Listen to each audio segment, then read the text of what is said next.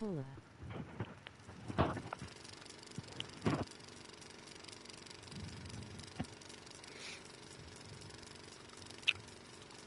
Okay, great.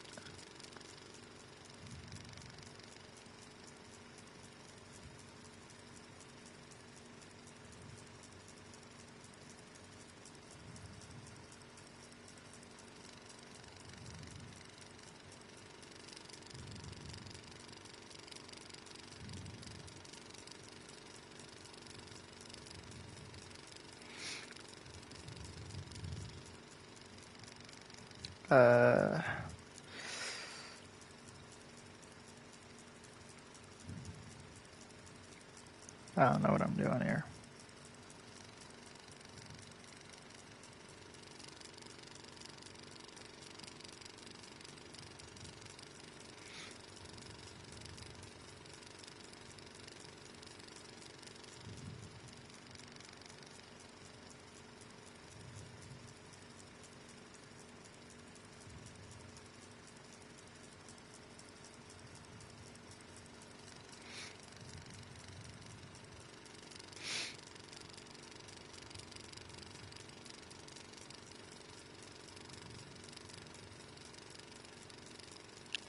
Jeez, is my mic that sensitive?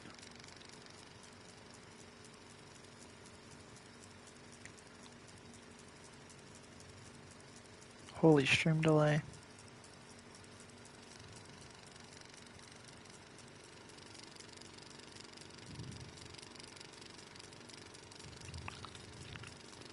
Just sit here.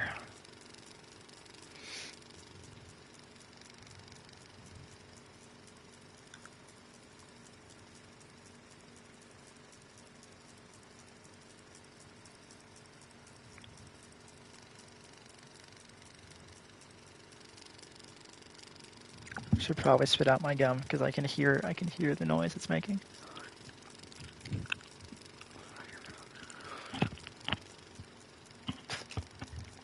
Okay. Oh, I should have. Whatever.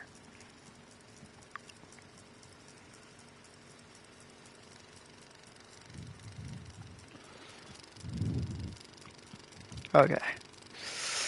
Oh God.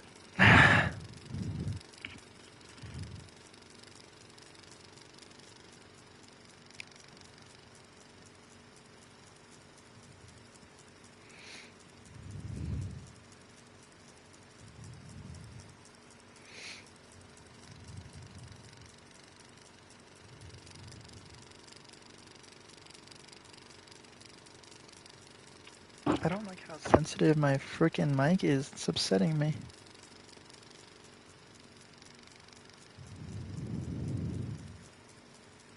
Okay. I don't even know where this is gonna put me.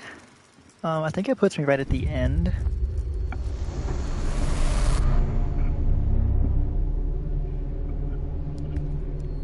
New Game Plus, was that always an option? Yeah. Yeah. No, that was, yeah. Because that's how I did the moon.exe stuff. Right? Wait. No. Because I could have sworn I had to look up a guide for every single item. Was New Game Plus always a thing? Now I gotta look this up.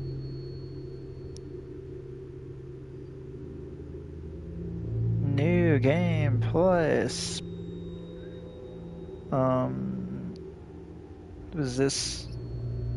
Oh yeah, there is, because there's the last collectible. That's right.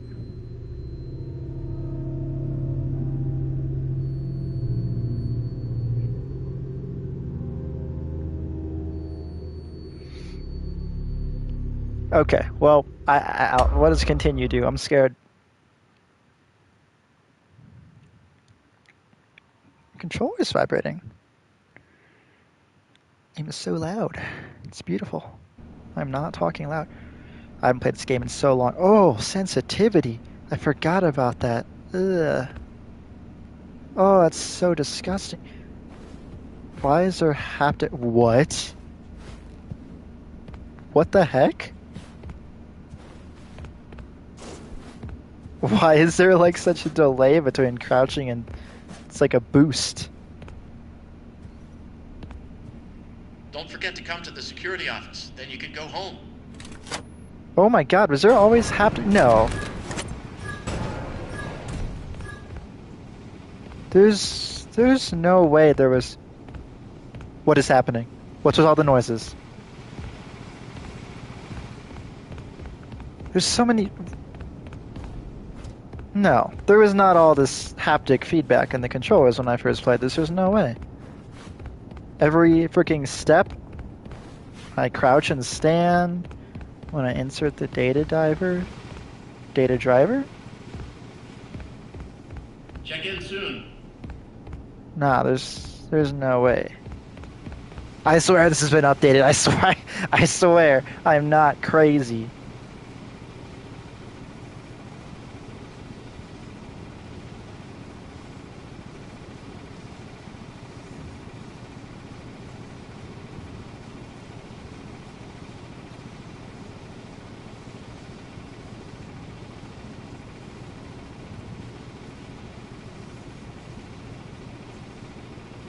Done. I know, dispatch. I know, I'm almost okay. Do I have to play moon.exe? What do I want to do first?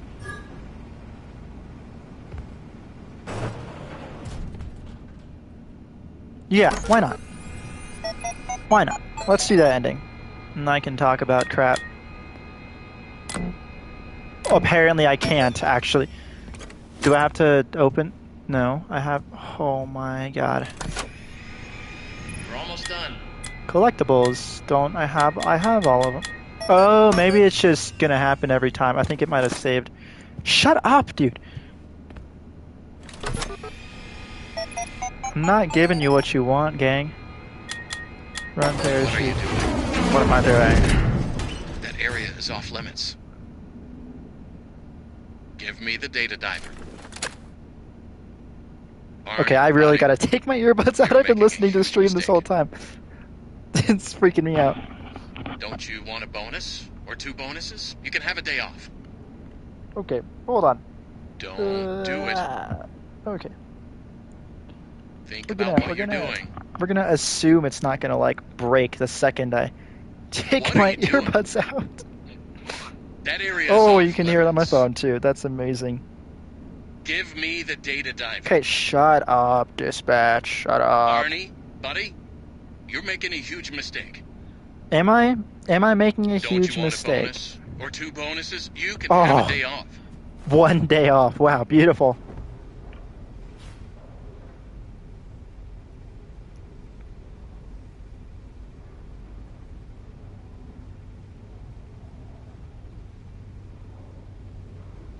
Okie dokie. You have made your choice. Yeah, I did. I did make my choice. Make it out of here alive. I will, twin. I will. You could have helped. If you had just given me the schematics, we could have fixed schematics. Things. There's that word again. I thought you were different. I thought you might understand. But you're just like the others. The other technicians, the workers. They didn't listen, and it caught them all. Now it's your turn to play dress up. When he catches you, am I going the right way now? He. Why is it a he? Deep down inside. Am I meant to go back this way? Bee, a bumbling bee, perhaps a busy bee. In many Wait, ways tonight has been isn't this just where I came from? A jester would suit you well. Holy crap, where am I You're going? a bunny, running from danger, scared and stupid, searching. I'm not for a hole stupid. to hide in. No, you did everything I asked up to this point. You were an obedient dog. A good Wait, dog. isn't this where I came from? Am I like this And you stupid? bit the hand that fed you. Holy crap, no, please tell me I'm not this stupid and just went in a circle. Please tell me. Hold on. Am I really this dumb? Please, please tell me I didn't okay. What?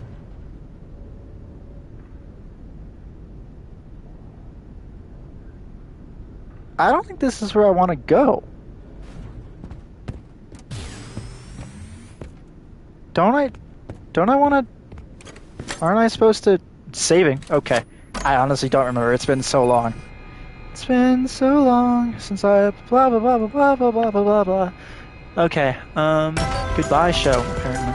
I can't see. My TV is so small now. This is a dorm stream, by the way. Not a at my house stream. Get a rare dorm stream going. Can't wait for the frickin' VR version to come out.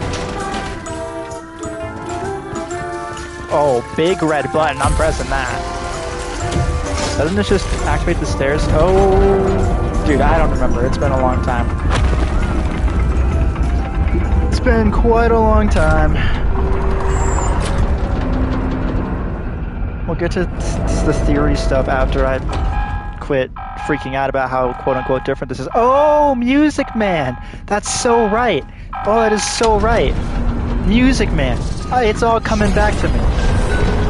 It's all coming back to me. It's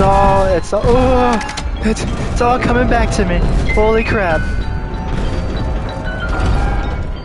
I forgot how freaking peak the music is in this game. Hello. That was a weird noise. I'm sorry. Pull the thingy. Holy crap. Oh my god. This guy's gonna freaking eat me or whatever he does. Oh my god. Pull it. I could have sworn it does 3. Oh. Oh wait. I think he just died.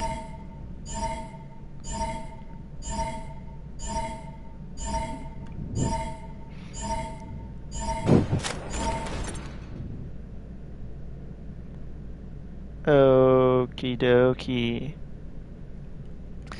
Anyways, I don't have notes, but I do know what I was meant to talk about. Let's see here. Oh yeah, Charlie 85 and the Afton Kid deaths, Jeremy Fritz and name significance, which I guess is just really God theory, or God David, or God victim, whatever you want to call that. Michael Villain. Oh, well, I guess David Gregory Murray Afton was God victim. So Jeremy Fritz and name significance, that's my, like, crackpot FNAF 2 theory. Okay. It's all coming back to me now.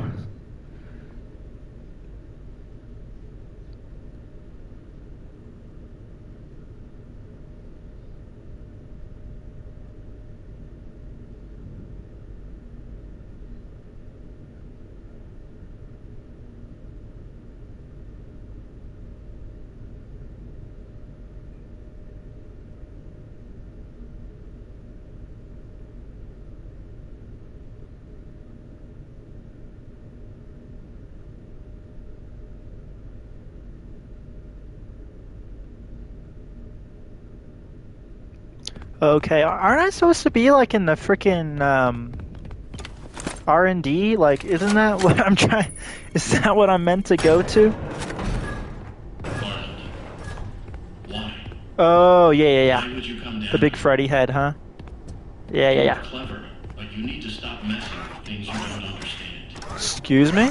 I protected you as well as I could. You should have given me what I wanted and gone home.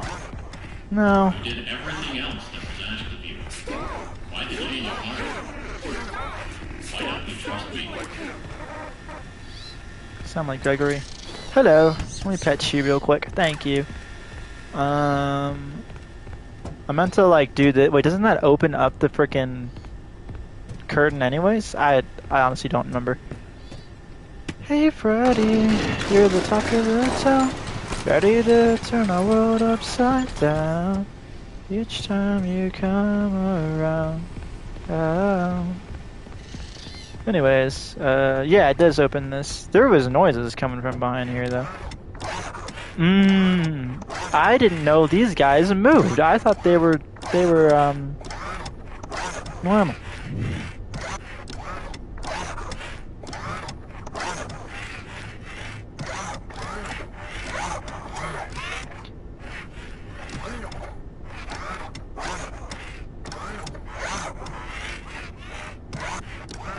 Okie dokie. Isn't dude gonna like come out of the... You're making an awful lot of noise. Oh, you're Bonnie. Oh, now you're not moving anymore. But you're still making noise. That's beautiful, man. Sure. Yeah. Oh, hi, Foxy. You have 2 eyes. Look at you go, man. You got 2 eyes. Let's like a gander around this place, shall we? I never do that, but Jesus Christ, for how aggressive that was. Take a gander. Don't I have a...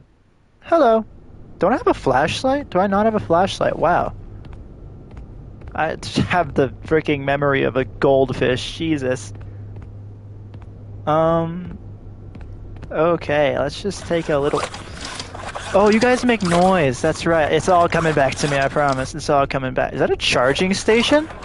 That is not. That is a curtain. I am losing my mind. Where's, like, the FNAF 3 map? Isn't that meant to be right here somewhere? FNAF 3 map? Hello. Oh, I think it's on... Wait, no, it's a notebook. Where the heck's the FNAF 3 map? Isn't it meant to be on the table? Am I just, like, losing my freaking mind? Showtime! Oh, there it is! Yeah. That can't be a coinkydink, right? That's gotta be, like, on purpose. Does this do anything? No. I hate the sensitivity. Why does it have FPS, like, first-person shooter sensitivity? It's the most stupid thing ever. Does not need to have that. Activate, stack, lights, sure.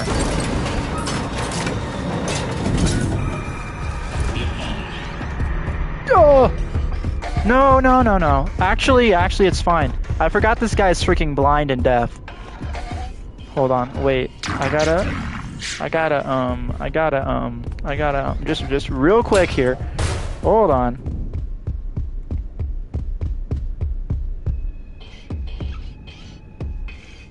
I can start. Jesus Christ. Start, theorizing. So, the first up was Charlie 85 and the Acton Kid deaths. So basically, I don't know.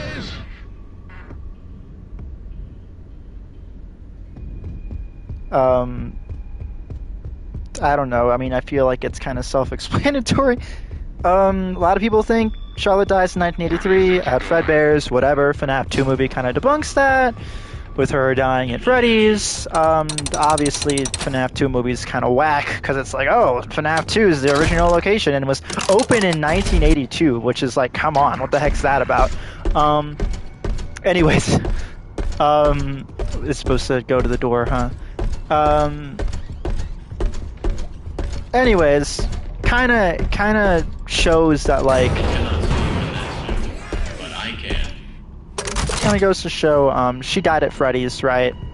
And, whether or not the fact that William was, like, ready to kill a kid, if that did, you know, it kind of goes with my theory that, like, Charlotte is the last kid to die, which people don't want to hear. People don't like hearing that.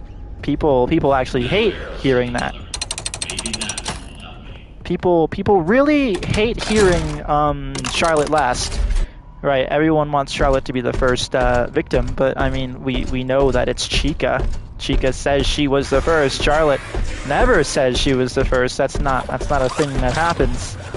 You can't see me. You can't see me. I'm in this.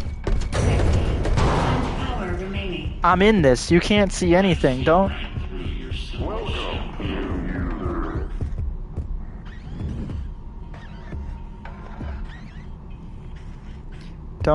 Don't do this, please. Last time I did this, he was like bugged and he just ran into me.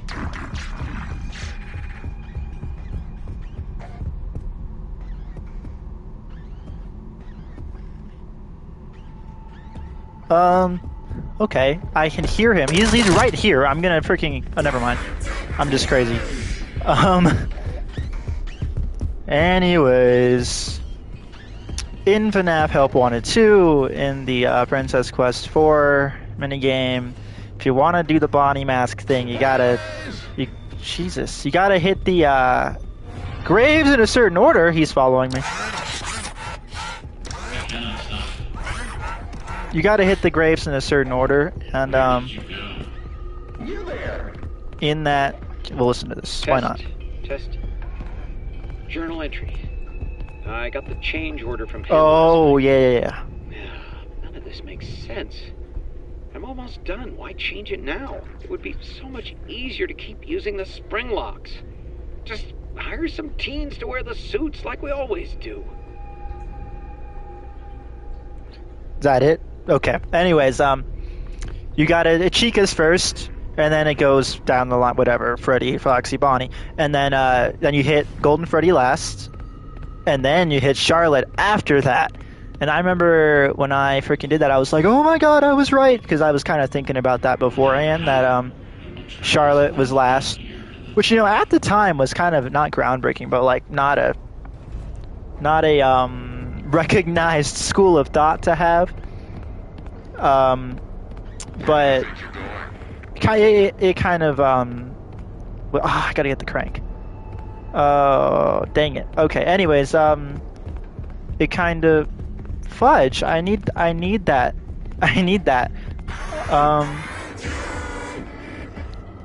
It was definitely not something that people were thinking about at the time. And then, yeah, that minigame, and people still deny it, even though there's, literally a minigame showing Charlotte being last. But they're just like, oh, but you type in 1983 and you get the Charlotte memory plush, and it's like, oh, okay, you do a lot of weird things to get those memory plushes, like, I don't know. So yeah, Charlotte dies in 1985, and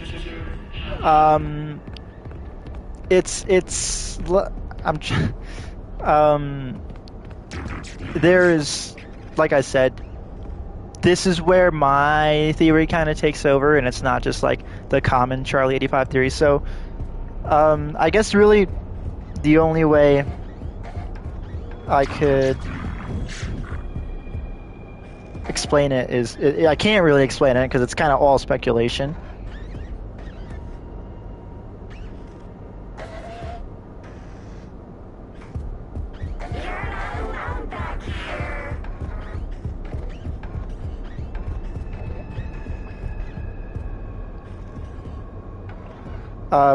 Which is that missing kids don't close a restaurant. Fudge. Oh no. Oh, I'm so screwed.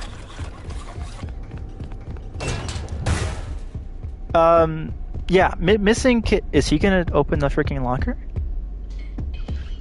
Please don't. Please don't. Don't do it.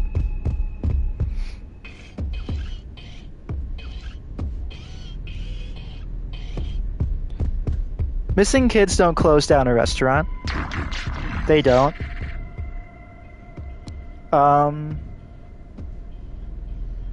But dead kids do. And the kids are never confirmed to be dead. They are only confirmed to be missing. And that doesn't close a restaurant. Oh, well, it would probably close a normal restaurant, but it doesn't close Freddy Fazbear's, that's for sure. And so after the 5 kids go missing, right, you have the implementation of the security puppet and then the bracelets, right? That's why all the kids in the minigame in FNAF 6 have the bracelets, except Charlotte, who's outside. Fudge, dude, this guy's freaking me out. Did I go this way already? No, you did not see me. Shut up. I did not go this way already. This is where Spring Bonnie is, huh? Please don't freaking come in here. So you have the implementation of the bracelets, which, like, I speculate to be like if you've ever gone to like a laser tag place, you have the bracelet. It's like it's literally an anti-kidnapping thing, or so like kids can't leave the establishment by themselves. Like you have to take the bracelet off first. Pretty sure that's what those are meant to be, and that's why she doesn't have one. There's some people who genuinely think they're all teenagers and they're like doing the FNAF 2 movie, like paranormal investigation. I don't know. I've seen some crazy stuff, and I'm like, bro, dude, chill out. Charlotte's like 3 years old. According to the books, she's 3 when she dies. how much I trust the novels.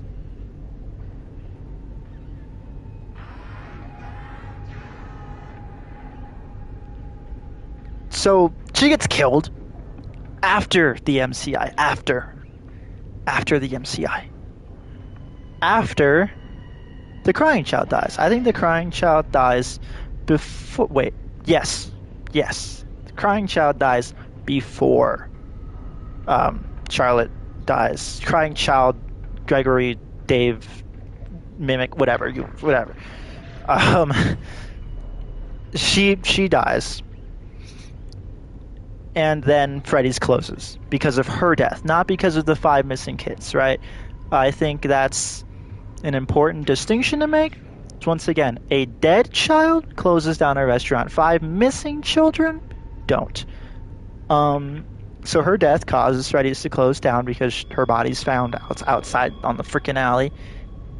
And then that explains how when she's the puppet, she shows up to the animatronic to the kids after the fact. Right, they're already all dead by the time she shows up and does give gifts, give life, because she's the last to die. It also kind of falls in line a bit with like FNAF as a whole, having 5 nights that are boom, done, having 5 games that are boom, done, having a 6th night for lore purposes, having a 6th game for lore purposes, and then the 7th kind of throwaway custom night, which makes me think a 7th kid was killed. And if it's Andrew, I'm genuinely going to lose my mind, because Andrew does not deserve to be alive in the freaking game continuity. But anyways, Charlotte dies in 1985. So does Elizabeth. Elizabeth dies after the crying child does, which people don't want to think about because her room is empty in FNAF 4. But guess what? I'm willing to bet Elizabeth Afton wasn't even a character when FNAF 4 came out, so that empty bedroom could be anything, you know? She was definitely alive after the fact. And the only reason I say that is because Circus Baby's pizza... This also relies on the crying child dying at Fredbear's, which some people don't even believe that. Some people believe the crying child died at Freddy's, which I don't know how. They have Fredbear and Spring Bonnie on stage and no evidence of any other animatronics. But whatever. Right? Yeah, just ignore all that. I mean, Fredbear's and Freddy's are definitely open at the same time, which is how you have Freddy Fazbear plushies and toys and Fredbear and Friends, stuff like that. But once again, they were Fredbear and Friends. They're using the Fredbear brand to introduce the original 4 characters. What did he just say? Be gone? What? What? Huh? This is also such a whack design for Spring Bonnie. Oh, I never know. Oh, that's gross. I never saw that before. Anyways, where was I? Yeah. So Circus Babies only opens after the unfortunate closing of Freddy Fazbear's Pizza, which happens in 1985 because of the MCI. Therefore, Elizabeth dies in 1985. So if the crying child dies in 1983, it's literally impossible, right? 2 years, yeah. Elizabeth dies after Charlotte, after the crying child. That's the whole theory. It really, I don't know if I want to make a video on it, because it's kind of, I don't know. It's kind of like, this is it. Like, it's not a whole lot of like stuff to talk about. Just kind of how it is.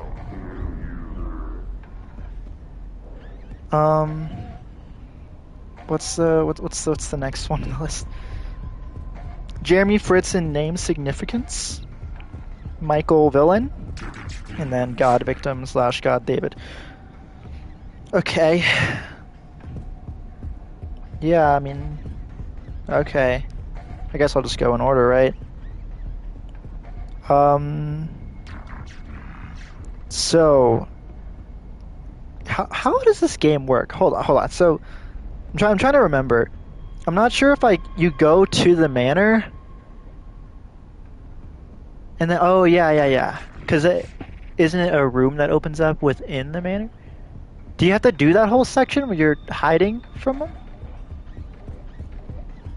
I don't remember. I always try to call the Mimic in this stage of the game Randy, because R&D, Rand. I just call it Randy all the time. I don't know where that came from.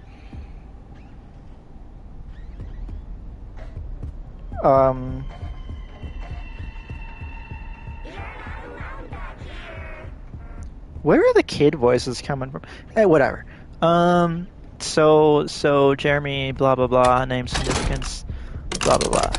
I can't wait to do these sections in VR. That'll be so cool, walking around in the suit. Being like, I wonder if you can look up and down and see inside. That'd be pretty cool. Wait, how is their event coming from this direction? Where is this vent going? Oh, this is yeah, this is gonna go shoot you out here, which I don't think there's any reason to actually. So just gonna head back. Just gonna head back. So Springlock's suit looks very wacky. Let's be honest here. Looks very close to the movie one and the FNAF, well, both movies, I should say. And then they really wanted to like.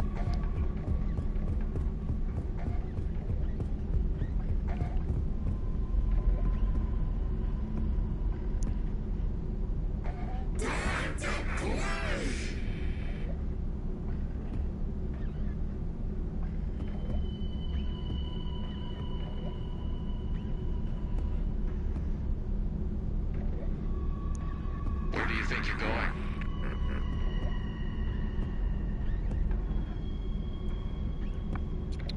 Yeah, they really seem to be trying to retcon the how Springlocks look and how they function compared to like the Silver Eyes, where they're like a monstrosity.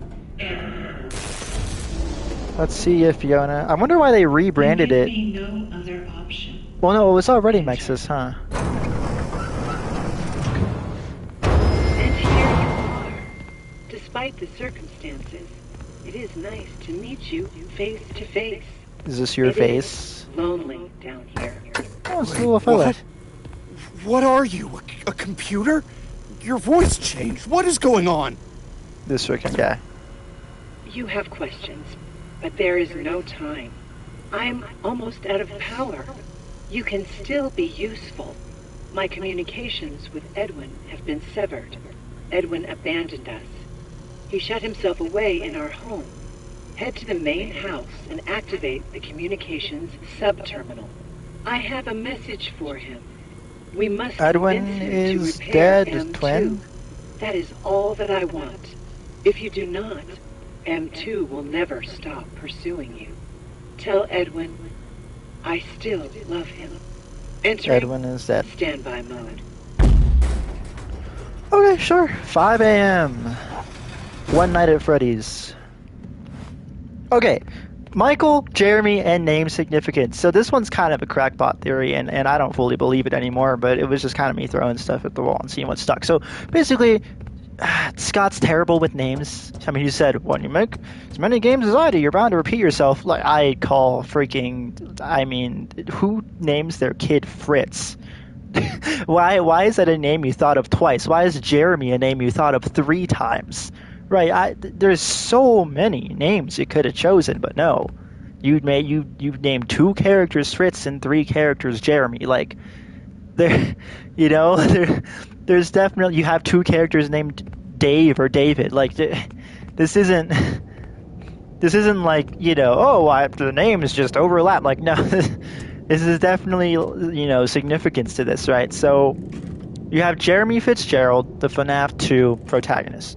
You have Jeremy, the Bonnie kid, not Bonnie Bully, but the Bonnie kid. Then you have Jeremy, who works at Silver Parasol, who cuts his face off, right? So you have 3 Jeremys, all of whom die. Well, actually, I guess Jeremy Fitzgerald doesn't. If he's the Bite of 87 guy, he lives, but they all suffer some form of tragedy. All these Jeremys. Then you have 2 Fritzes, right? You have Fritz Smith, 7th Night Guard. People assume Michael Afton. And you have Fritz Foxy Kid. Once again, not the Foxy Bully, not Michael, but although that is kind of funny, huh? Anyways, Fritz, who's the yeah, that actually is. I didn't think about it that way. Actually, that is fun. We'll get there. So the initial theory was that Jeremy Fitzgerald was William Afton, and that he was doubling night and day shift. And it was just, and the Bite of 87 person wasn't Jeremy Fitzgerald.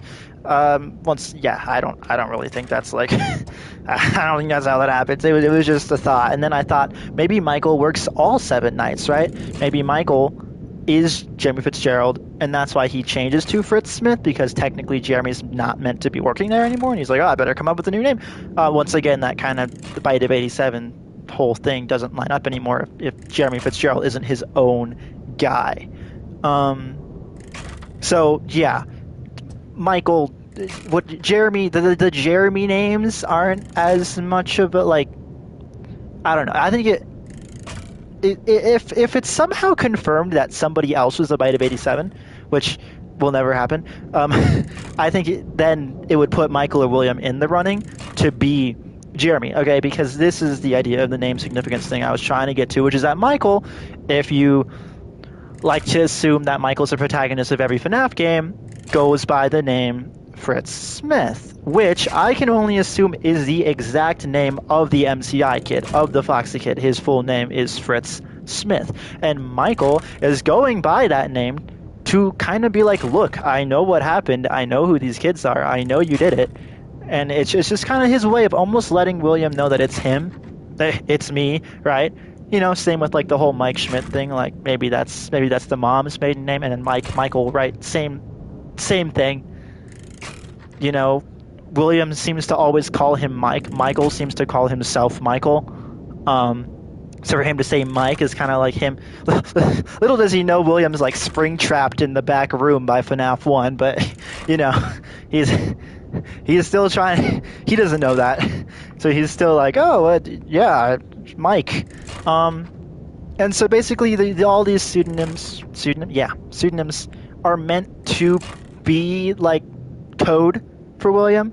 So for him to be like Fritz Smith, that's like the name of the MCI kid. So William's like, oh, this is someone trying to get at me here, Mike Schmidt, and whatever the fright. I can only assume the fright guard's name is Gabriel, because that's kind of the last one. Right, I mean, or Cassidy, maybe, but I can only assume Gabriel, just because Fritz, you already had Jeremy. I don't think he would go by Susie, right, or Charlotte. So I can only assume the FNAF 3 guard's pseudonym name would be Gabriel to finish out that MCI, kids' names being guards type of thing.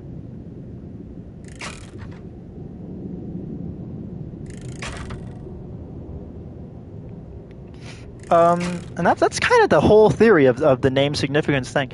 Really, it's not that crazy. It's basically just like, and it kind of extends to the whole Dave thing a little, but yeah, it's mainly just the idea that like I said, if Jeremy Fitzgerald isn't the Bite of 87, this is why I was trying not to go to this because he talks the whole time. 5 a.m. Burning the midnight oil. I can't talk when someone's talking. It freaks me out. What was I saying? Oh, it's throwing me off. It's really throwing me off. Behind schedule. If Jeremy isn't the Bite of 87 victim, that opens up Jeremy Fitzgerald to be either Mike or William. Using the names, just, I don't know, it's a silly, funny, haha type of thing. But if, most likely Jeremy Fitzgerald. Maybe Scott really is just the most uncreative person when it comes to names, and that's why we have 3 Jeremys who all suffer tragic fates. Whatever, and 2 Fritzes. I do think there is something to that, though, to Michael choosing the name Fritz Smith, who is the name of the Foxy kid. Michael kind of personifies himself as Foxy, at least in FNAF 4. He's the Foxy bully. And then there gets weirder, right? It gets positive and believe in you. It gets even weirder because Phone Guy says Foxy is his favorite character, right? And that he does not like the puppet. And then I'm pretty sure Michael feels the exact same way. And so that irks me a little bit, you know? And similarly, I'm sure William also doesn't like the puppet as well. And Phone Guy definitely knows what's going on. He has to. He has to, like, I wish he had some more characterization in the games. I never read the week before or whatever. I really know nothing. I know his name's Ralph. Like, I know that much. But, like, I really wish he had more characterization as to, like, his role. Because he seems to be getting demoted with like each game installment, right? Like in FNAF 3, he's like a freaking trainer. Like he's almost like a manager, you know. And then I don't want to do the freaking repair. And then like by FNAF 2, he's a day shift guard. And then by FNAF 1, he's at the lowest of the low. He's a night shift guard. And then he freaking dies, which is tragic. But he has to, like, there's no way he's working, and he seems to be close with the company. Like, you know what I'm saying? Like, it's almost like, instead of just Henry and William, Phone Guy should be up there with them. Like, he's been there almost since the beginning, but he hasn't, because he doesn't know what Fredbear's Family Diner is, right? He's like, I think it was called Fredbear's Family Diner, and then he also says, we're gonna try to contact the original owner, so, like, he doesn't know him. Which is odd that he's been working at Freddy's for so long, yet he doesn't know that the freaking names of the people who own this place that he works at. So that's weird. But you know, whatever. Phone Guy, strange. He's a strange. Him saying he likes Foxy and hates the puppet just really lines up with Michael, and I don't like that. Okay, let's do this stupid freaking elevator repair. Where I lose my mind.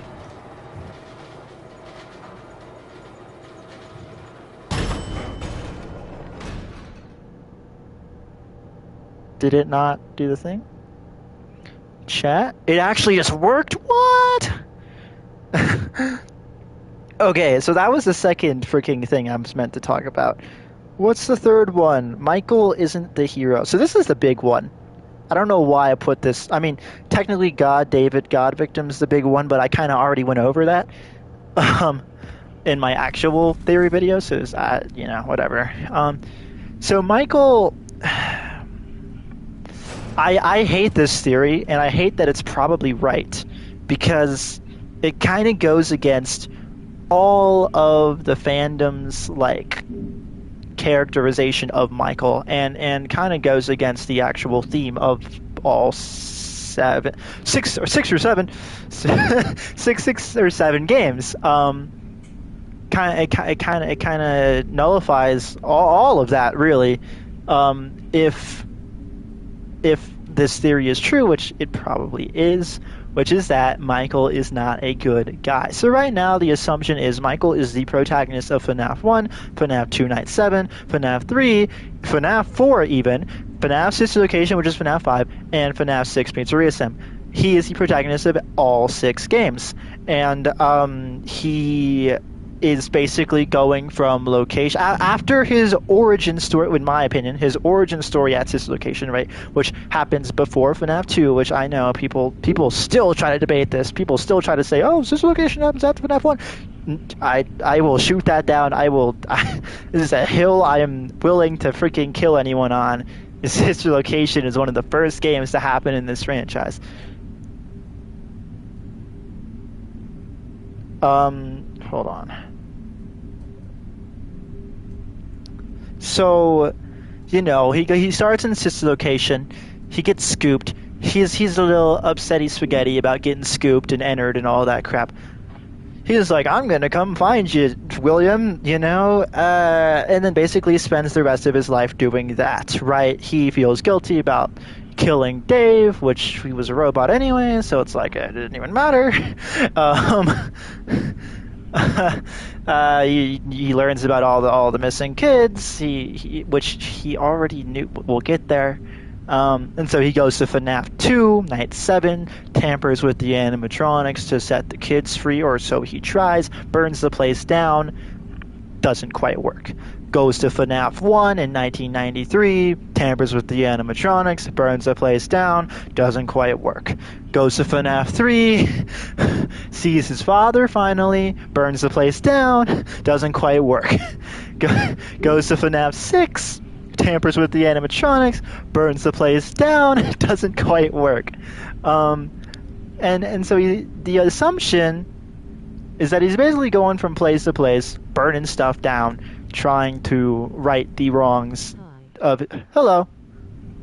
I like your profile picture. Basically going from location to location, trying to right the wrongs that William, did. That's the assumption. That's the assumption. Michael's a good guy doing good deeds. However, we only have one dialogue piece from Michael Afton. We have one piece of dialogue. We have the logbook. We have the survival logbook. I don't know how I feel about that. We have one in-game characterization of Michael speaking, besides, I guess, FNAF 4, but he was a kid then, so we're, that's pre all the stuff happening. So we have one monologue from Michael, and if you actually listen to it, which I hadn't in a while before a couple months ago when I kind of came up with this theory, or a couple months, maybe a month and a half, whatever. If you listen to it, he's not a good guy. He's not a good guy. So the only what you can infer from the freaking monologue, this is like paraphrasing. He's his father. It's me, Michael. I found them, or I found it. It was right where you said it would be, or they were right where you said they would be. So he's acknowledging the fact that he knew the kids already were there.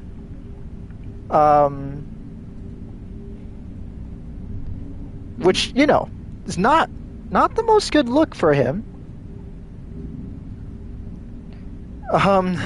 Because if he already knows that there's dead kids down there, that means he knew William was killing people, and he was like, yeah, that's fine.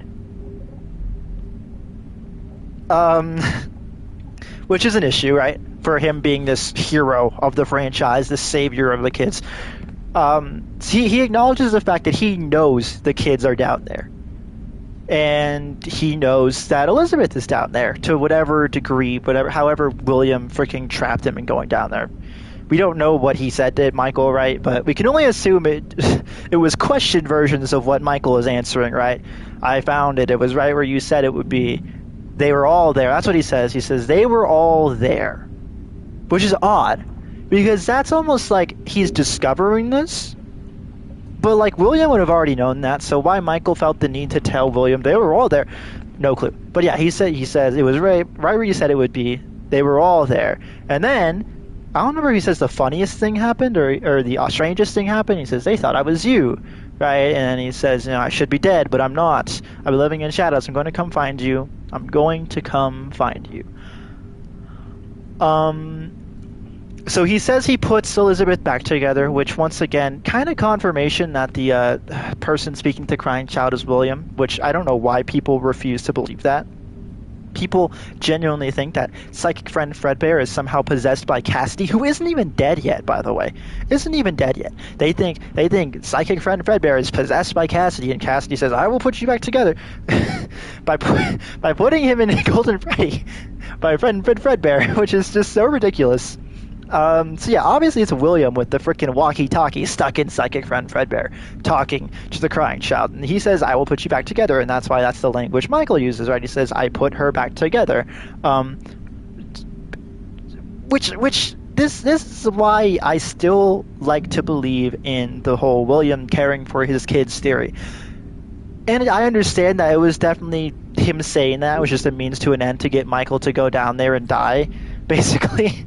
I mean, it was a suicide mission. I don't think William was expecting Michael to make it out of there. So, there's that. But he to some degree cares about Elizabeth. I mean, he tells Elizabeth, don't go near baby. Don't do it. Don't do it. Like, he's not like just, people think he was just like this abuser. I don't really think he was. I think he was just kind of paranoid. I mean, when you're building death robots, you're understandably going to be a little overprotective of your children wandering around and keep an eye, especially if your kid's a robot, like, you know, Dave Afton, like, and locking him in his room and stuff. That I don't think it's abuse if it's a robot and he's just trying to make sure this robot doesn't, like, malfunction in the public. Like, we don't see any kind of abuse towards, like, Michael.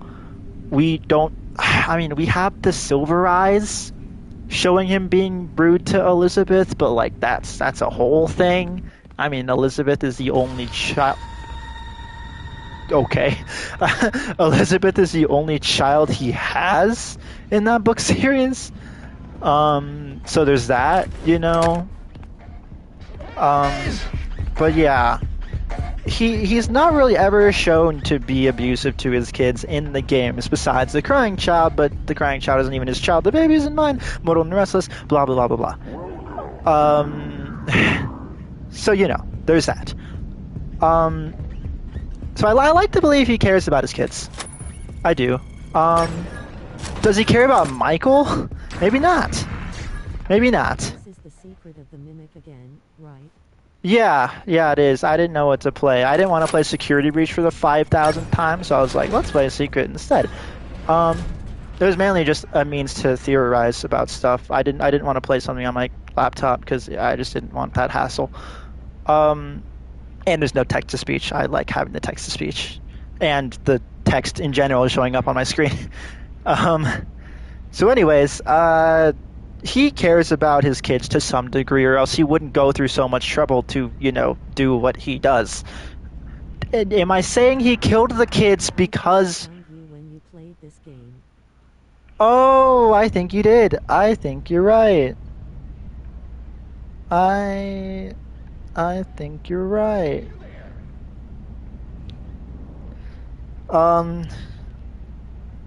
Anyways, I forgot what I was saying because I looked at my phone for 2 seconds. Right, a lot of people back in the day thought, you know, William started killing... Actually, some people still, people who aren't fully in with it, with the FNAF lore, people who are kind of, you know, a little bit of a spectator, still believe that, like, William was killing kids because his kids died. We know that is just objectively false now. We know he was just kind of a bad dude the whole time, willing to do very bad things to get what he wanted. That is just kind of there's no debating that. There is no debating that. Isn't this the same code every time? Pretty sure it's the same code every time. Whatever. Wait, this isn't even... No, I don't even have to do this. Because I already have the glitch data diver. So I just need to stick it in between. I just need to... I'm so dead. Yep. I just need to stick it in the frickin' doors with the flashing lights. Right, anyways, yeah, William was a bad dude beforehand. We see it in this game. I mean, he most likely killed Fiona with fire at Fall Fest, right? It's not a good guy. What is this loop? This is looping into Michael not being a hero. We're getting there, I promise, I swear. Yeah, so it wasn't like the death of his child threw him overboard. Like, he was already designing death robots and stuff. So, yeah, he's not the innocent man people used to like to believe him to be. Right, that's the order in which to play them. Okay, hopefully I don't get freaking jumped this time. Okay. I don't know what that was about. Okay, we're gonna wait in here. So, yeah, does he, you know, send Michael to his death in his location? Probably. That was probably the point. Was there a slight, you know, kind of sliver of, like, maybe he'll succeed? Yeah, probably, as well. You know, he was probably kind of secretly hoping Michael would succeed and actually merge Elizabeth with Baby and have that all be a thing. Most likely he just wanted Michael to die down there. But Michael... even in his monologue, even after being scooped and being a rotting corpse of a man, isn't upset. He's not. I mean, that monologue is as monotone as. I mean, his father, it's me, Michael. I did whatever. I found it. It was right where you said it would be. Like, he's not angry. Even when he says, he says, I have one thing left to do now. I'm going to come find you. I'm going to come find you. Right? He doesn't say it in a threatening way at all. There is no threat in his voice. Oh my god, please. Please. Let me in. What's the point of this? There is nothing here. There is nothing here. What is the point of this? Is this just a hiding spot? Great. Wait, no, there's tapes. Ooh, there's tapes to collect. Tapes. They're not in here, but there are tapes. Okay. Yeah, Michael's not angry at all. He is not like saying, I'm gonna come find you and kill you. Like, no, he's just, I'm gonna come find you. Like, that's literally all he has left to do. Like, I the grand prize. Holy crap. He doesn't have anything left to do besides, little does he know William's like been spring trapped and is just rotting in a back room. But I mean, yeah, he doesn't know that. What the heck? What the heck? Where is he? That sounded so close. But yeah, he's not saying it in like I'm gonna get revenge on you way, which is kind of what everyone just kind of like, they just assumed that. I don't know why. I don't know where that came from, that people were like, oh yeah, when he says it, he means he's gonna go, find William and start doing all this stuff. But like, I don't really think, like, that's not the tone that you're really getting from that. And on top, I'm freaking out. What is going on? Whew. He went upstairs. On top of that, like, he almost sounds collaborative, if anything. What is the point of these doors, bro? Do I already have these collectibles? Is that what's happening? I think that's what's happening. I don't remember how to do the moon.exe ending. I really don't. That's what I'm trying to do, but I just don't remember. This is another video film reel, which is cool. I don't need this, but I mean, hey, why not? So yeah, Michael almost sounds collaborative. He almost sounds like, I'm gonna come find you and then we can talk about this and what our next step is, right? And I mean, Michael's always portrayed that. Like, Michael's never portrayed as like that. Excuse me? Please don't. He's never portrayed as like an antagonist to William. People just kind of like projected that, like with the Ultimate Custom Night stuff. People just kind of decided that, I don't know what to make of that. Well, those Ultimate Custom, honestly, I don't know what to make of most of Ultimate Custom Night. This, I can come in here, right? Yeah. Boop. Deposit. Oh yeah. But Michael's always portrayed, besides Ultimate Custom Night, as collaborative with William, right? I mean, apparently they look identical, right? Both kind of these charismatic type of guys.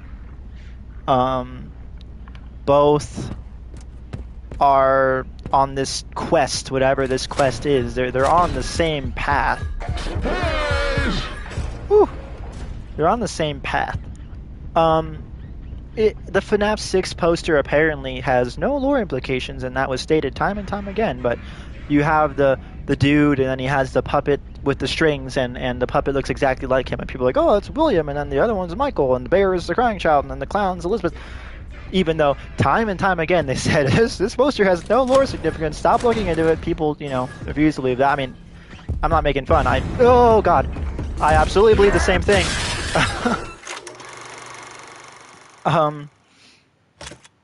So yeah, Michael's always shown as like an accomplice to William. He's never really shown as an antagonist to him. And so, I propose that Michael going from location to location. Maybe you'll come back if you're still streaming then. Okay, I probably won't be.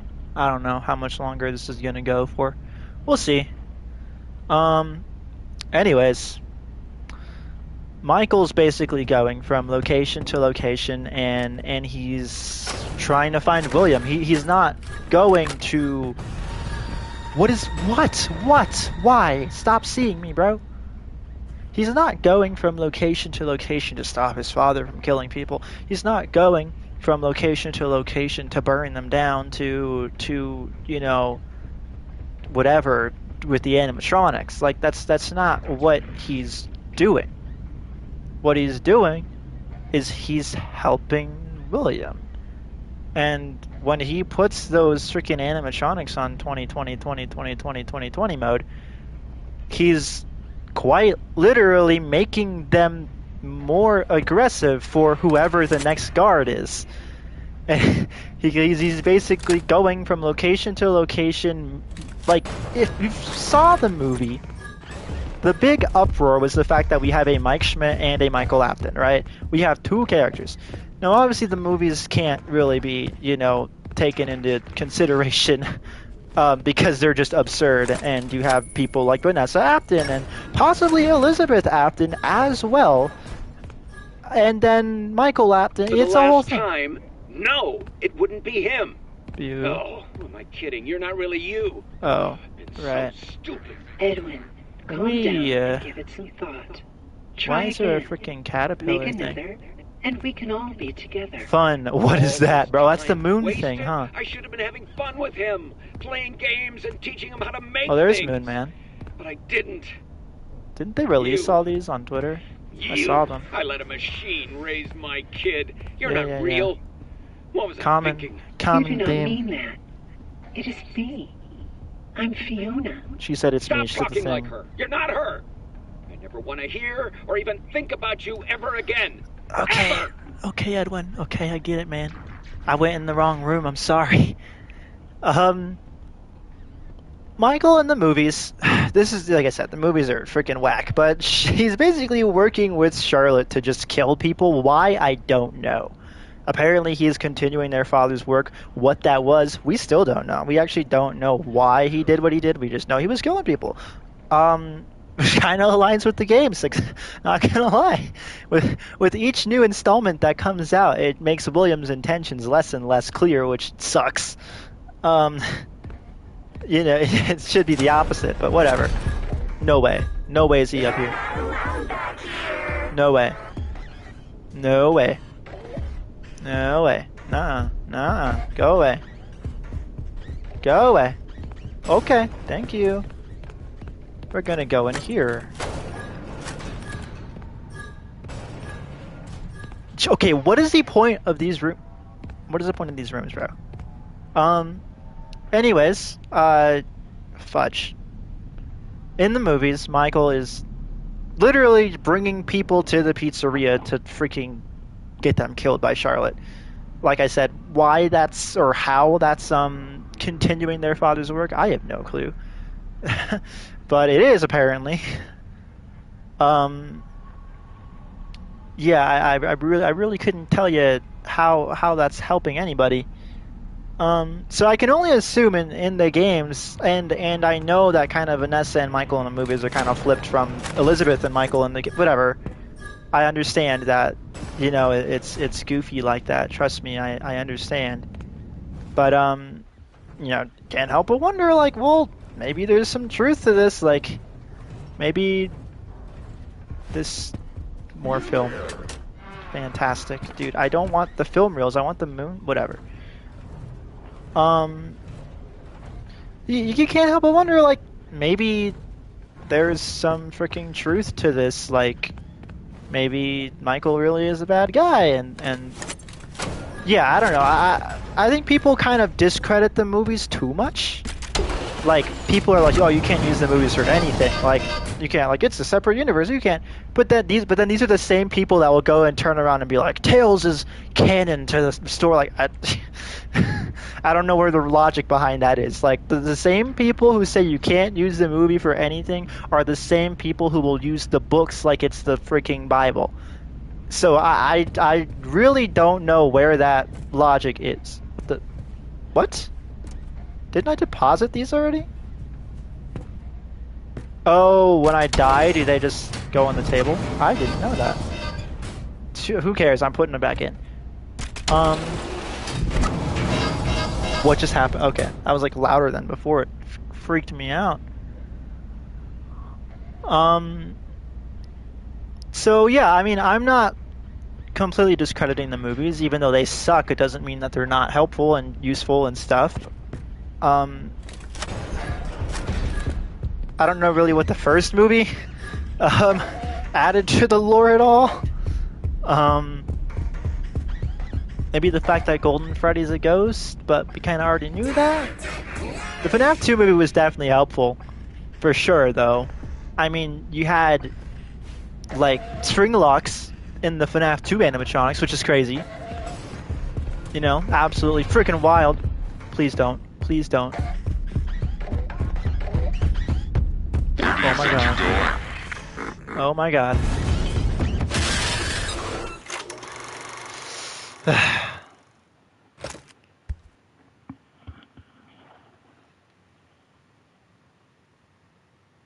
Do I have to press the button? I do. My bad.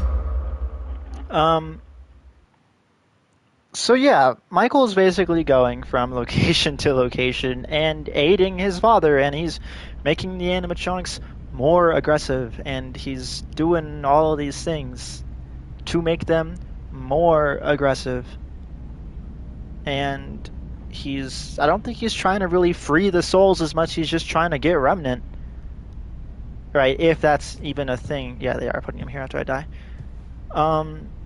If that's even a thing at that point. But I don't think he's actively trying to, you know, thwart what is going on. Why?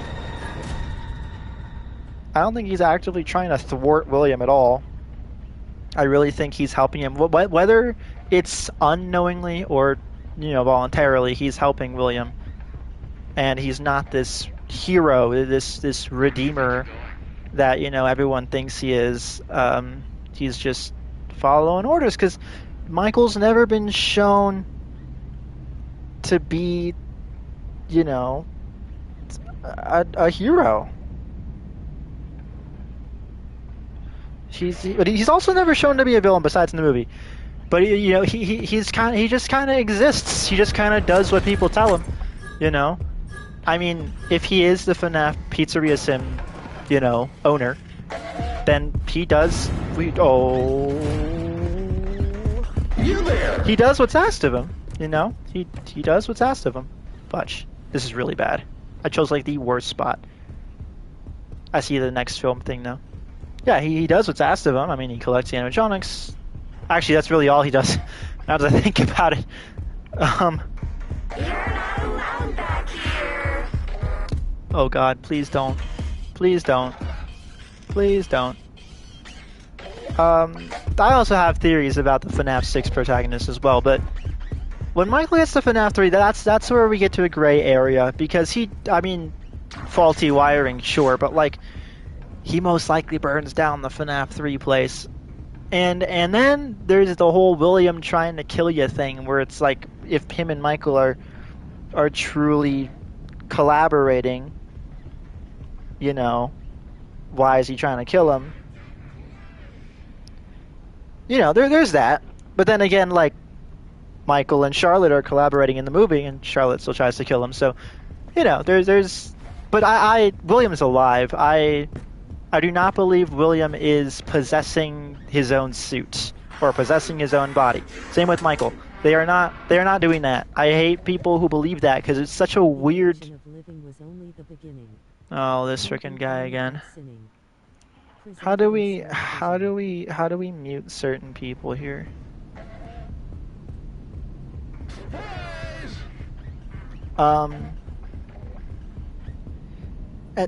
completely forgot what I was talking about. That's great.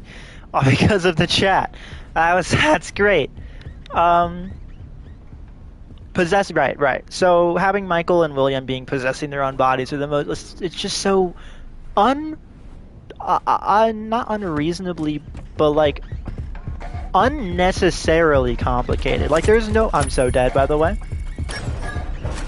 Woo. I told someone I know. Oh my God. Child and David Murray. Cool. I do not care.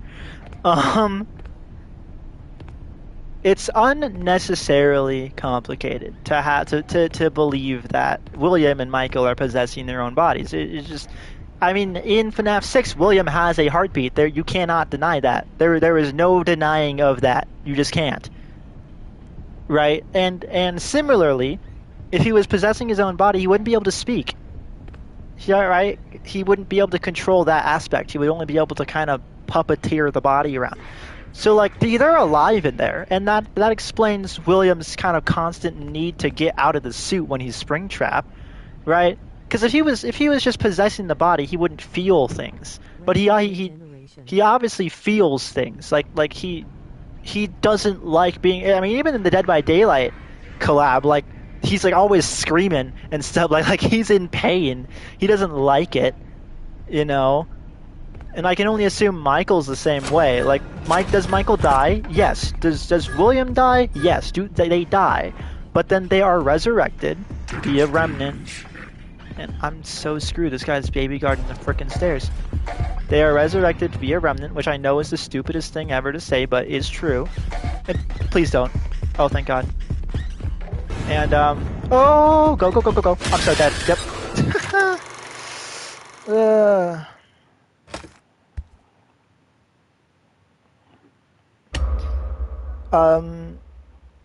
They die and then possess. This is so off track of what I was even trying to talk about. The point is, William is completely aware of his actions. That's what I was trying to say. So to use the excuse that William is trying to kill Michael in FNAF 3 because he's some kind of feral, like, ghost thing, like the other kids, cannot be used because William is alive. He is not possessing his own body. He is alive. Same with Michael. They are both just alive. There is no weird, gymnastics to do to figure that out. Not a robot, and he's not CC nor David. Well, but they are, so I don't know what to say to you. They just are. They're at least reincarnations of each other or something. Change your mindset. I've changed my mindset about 50 times. I was the OG Gregory robot hater. Okay? I was the Matt Pat boycotter when he was making Gregory be Patient 46 and be a robot, and then I realized, oh my God, he's right. After playing this game, I was like, oh my God, he's right. He was right all along. They called him crazy. Different characters. Well, I mean, so are Springtrap and Scraptrap. They're different characters, but they're still the same guy. Anyways. Why is William trying to kill Michael in FNAF 3? I have no clue. Is Michael even the protagonist of FNAF 3? I don't know anymore. I really don't. And here's why. Let me break it down for you. So in FNAF 6, William actually gets voice lines, which I love. I have been listening to all of William's voice lines lately, and they're just so freaking awesome. The Dead by Daylight ones, the FNAF AR ones, the FNAF 6 ones, they're just so awesome. It's so cool to see actual characterization of him. Even are the same guy. Gregory and Cece and David are not related in any except way. Gregory, Cece, and David all look exactly the same. Except Cece and David have the same bedroom, the same toys in said bedroom. They live in the same house. Gregory has the exact same clothing and plays the exact same role in the Afton family as Cece, with Freddie being Michael and Vanessa being Elizabeth. Besides the crying child being named Dave and then David Murray being named David, having the same names. Yeah, they're totally not the same.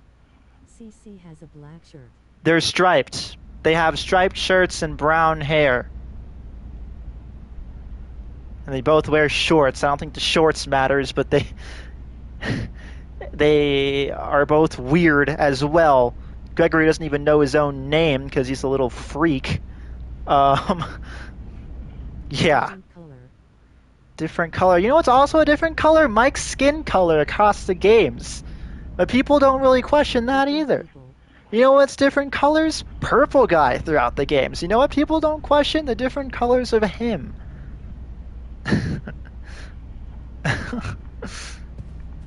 There is more going for them all being the same character than there is going against it.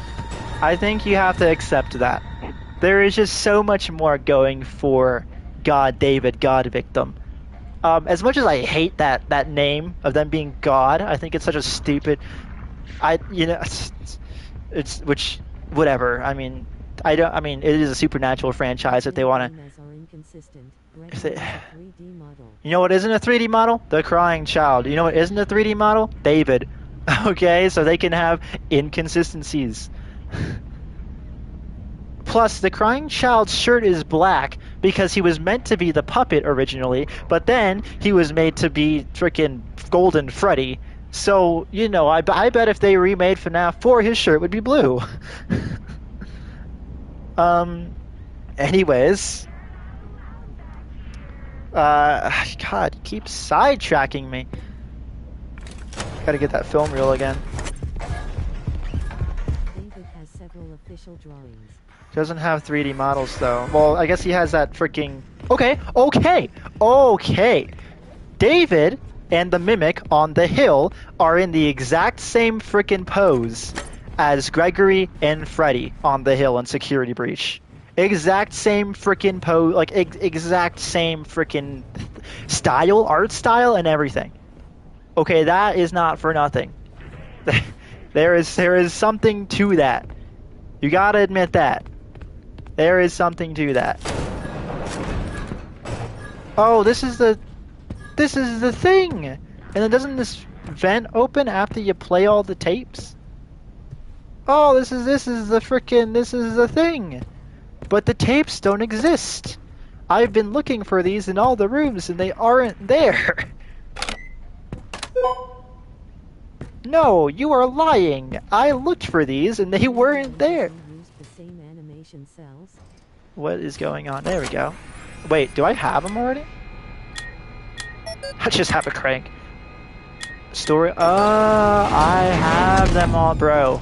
I have been freaking fumbling around this whole time for no reason. Holy crap. Aren't I supposed to be talking about Michael being the villain of FNAF? So, whether Michael is the protagonist of FNAF 3 or not, who knows? Whether he's even the protagonist of FNAF 6 or not, who knows? That's what I was talking about. I was talking about William's voice lines. There we go. William's voice line in FNAF 6 is, "You may not recognize me at first, but I assure you it's still me." Okay? So, if we play as Michael in both FNAF 3 and FNAF 6, okay, Scraptrap and Springtrap don't look different enough for you to not recognize them. Okay? You take a look at Springtrap, you take a look at Scraptrap, you say, yeah, it's the same guy. You say, yeah, he looks a bit different, but he's the same guy. There is no doubt that that those are the same guy. Like you wouldn't see Scraptrap and be like, well, I don't know, that might be a different guy. Like there just happened to be a different man who was spring trapped into a different spring Bonnie suit. Like there's no way with the same ear missing.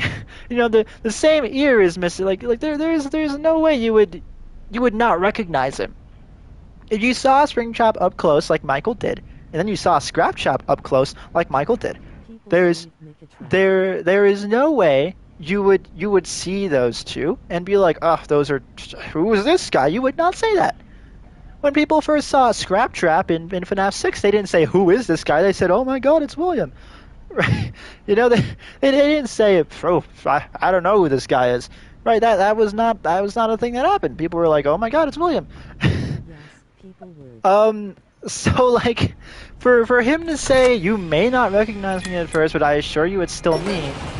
And for the FNAF for the FNAF 6 protagonist to be the FNAF 3 protagonist, it's like, why would you say that? Right? Why would you say that if it was the same guy? It's only like a year in between FNAF 3 to FNAF 6. It's like a year, maybe 2, maybe a few months. It's not that long. You know, it is not that long. And so like for him to be like, oh yeah, it's, you know, it's just I'm just so different looking now. Like he doesn't look. On one glance, you say, "Yup, that's William in his ring bodysuit." Like you don't say, "I have no clue who that is."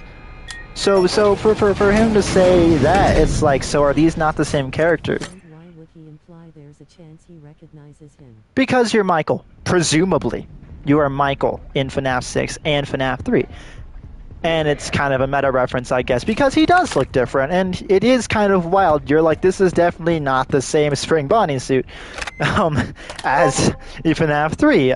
The head is completely different, the feet are completely different, the coloring's completely different, but it's still, you know, a green rabbit, nonetheless. But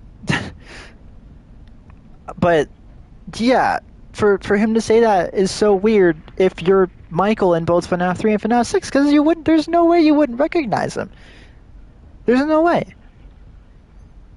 So either the FNAF 3 protagonist and the FNAF 6 protagonist aren't the same guy, or William genuinely just thinks Michael's stupid. Trap is Toy Bonnie suit.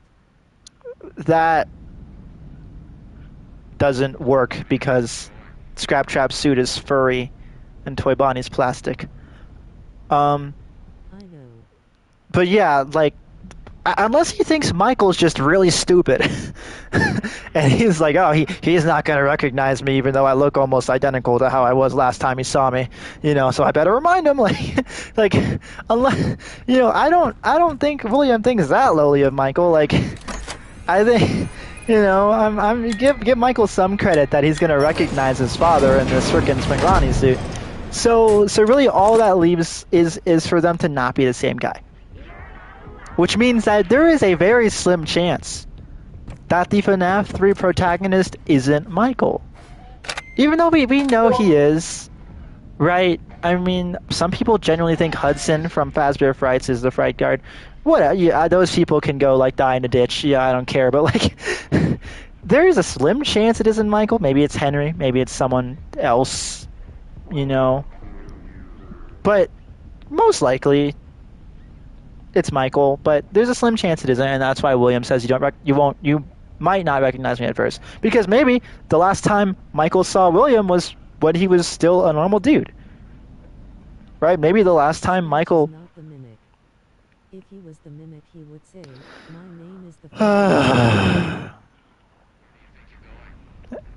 Anyways, maybe the last time Michael saw William was before Sister Location, you know. Before FNAF 2.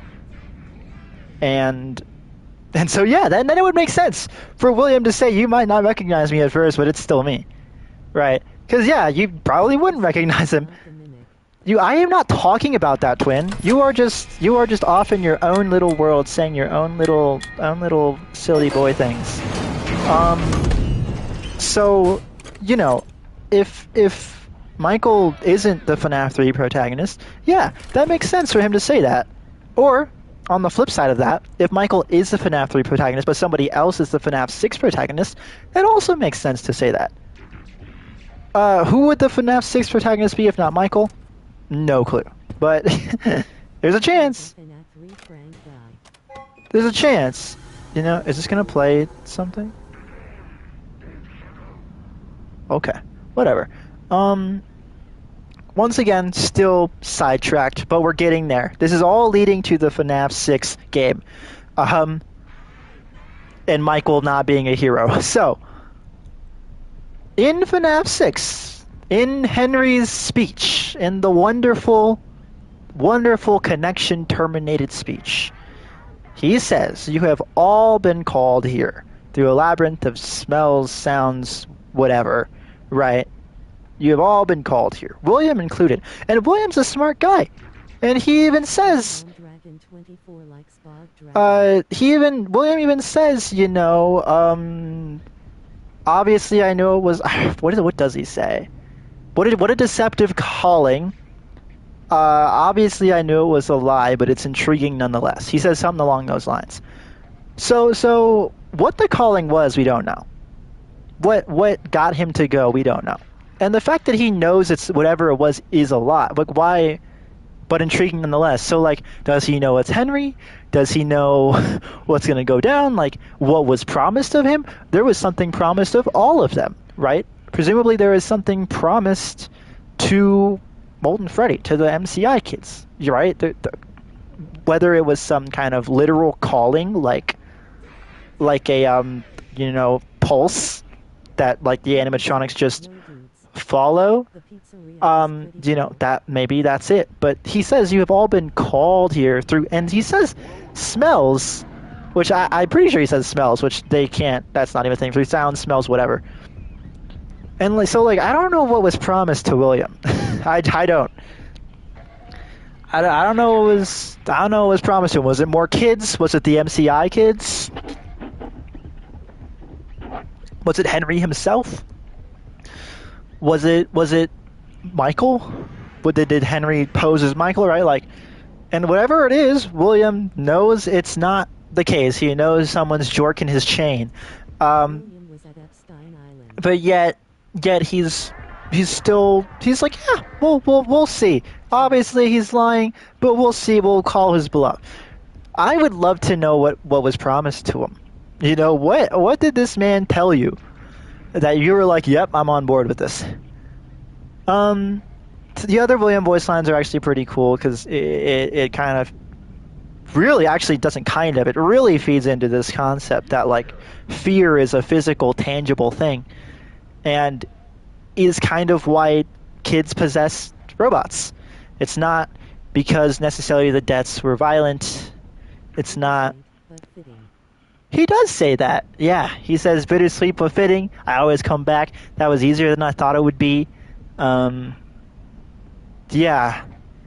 He says I've listened to those voice lines so many times in the past couple days. He says a lot of them. So yeah, he kind of touches on this thing that fear is a tangible thing, right? It's not your flesh that sustains me; it is your fear. You will not be spared, you will not be saved. I love that one. But yeah, he says, it's not your flesh that sustains me, it's your fear. The fear is palpable. I can smell your fear, I can taste your fear. Fear will consume you, you will fear me. Like, he's really into this idea of fear. Like, and then everyone calls fear gas the hallucination gas, right, from the FNAF 4 chamber rooms or whatever. So, like, there's this really big, like, emphasis on the fear being, like, a tangible, like, energy to harness, right? Kind of like Remnant. And he wants to be feared. There's something to do with fear. And a lot of people think, like, me included now, that he kills the kids by literally stuffing them in the suits. Like, he doesn't kill them first and then stuff them. He kills them by... Hello. Hi. He kills them by stuffing them in the suits, and then all the wiring and crap does the rest of the work. Yeah, that would invoke fear in a child. And the point is, the idea is that he's trying to recreate how his kids died. Elizabeth gets shoved into baby, crying child gets kind of shoved into Fredbear's head, so like, oh, well, if I shove these kids in the suits, maybe the same thing will happen. That's kind of the common consensus right now. I'm on board with that idea that William didn't, like, stab them or something, but he literally just stuffs them in the suits and they die. That's what Phone Guy says. After all, they try to stuff you in the suit, and that's what kills you. So I'm on board with that. And once again, the idea of, like, literal fear. I mean, crying child was crying and shaking with fear. Okay. Elizabeth, most likely, I think, this just occurred to me the other day, that Count the Ways is literally a reference to what Elizabeth went through. Right? So Count the Ways, the girl's stuck in Funtime Freddy. The stomach hatch then has all these choices. Same thing probably happened to Elizabeth. I don't think that claw thing killed her. I think she gets scooped into baby's stomach and then just sits there for days. or at least isn't instantly like killed on impact. Like and once again, there's fear in that. This fear of just being held there and waiting. And so all of these I mean, obviously you're going to be scared if you're about to die, but like, you know what I'm saying? Like this idea of like prolonged fear. And William feels the need to be feared, and he's really possessive. It's kind of creepy. Elizabeth died because of lack of oxygen. Yeah, like I'm on board with that. Lack of oxygen. What were the options? Hunger, thirst, suffocation, freezing, boiling, or decapitation. Right? I think those are, or electrocution, and impaling. I think those are all the ways that the girl could have died in that book or in that story. Elizabeth probably had those choices as well. Something similar. I'm putting this off. Anyways, I was going to say something. You know, William has some voice lines that are weird. That I don't like. They make me feel uneasy. Where he's very like possessive. And he's like, "You will submit to me, and you are mine, and I will make you submit." Like, it's a really, I don't like it. makes me feel gross listening to him say those things. I don't like it. It's oddly like I don't know how to explain it. I just don't like it. So those ones make me raise an eyebrow. I'm like, okay, dude, chill out. He's like, "Now you are mine, and yeah, you will submit. I will make you submit." It's like, okay, buddy. I'm here to claim what is left of you. You know, it's like, okay. You know, he's a strange guy. We are really off track. Michael Afton is the villain. FNAF 6. I just sidetracked on William's voice lines and Scrap Trap. FNAF 6. If Michael isn't the FNAF 3 protagonist, which there's a slight chance he isn't, then that would explain why Scrap Trap feels the need to say, "You may not recognize me at first, but I assure you it's still me." Because, yeah, maybe the last time Michael saw William was just a normal dude, and he wasn't spring-trapped yet. That makes sense. Cool, great. Similarly, the reason actually this whole theory really started wasn't the monologue that I talked about, an hour ago now? We can get there later. We can get there. After this, I promise it's almost over. Michael is a FNAF 6 protagonist, and actually I can only assume he has also been called there by Henry. I don't think he went there on his own free will. I think he was promised maybe William or something similar to Baby. Baby was promised William, right? And then it was Henry. But the thing that really bugs me about his whole speech, about Henry's whole connection terminated speech, is he says, "To my brave volunteer who found this job offering not intended for you. While there was an escape planned for you, I have a feeling that that's not what you want, that you are right where you want to be," or whatever he says, right? So he says, who saw this? He says, oh my god, I'm gonna kill this guy, bro. He says, "Who saw this job offering not intended for you." So then who was it intended for, right? Who was this FNAF 6 owner position intended for? If not Michael. Michael is the only person still alive at this point who has any connection to all of this, right? It can't be William. William's a freaking robot. He's not gonna own FNAF 6 Pizzeria Sim. It can't be Henry. Henry's already there. It was like William's wife. She's out of the picture the whole time. Is it going to be one of the bullies? Like, you know what I'm saying? You know what I'm saying? Like all. Michael's the only character who it could be intended for.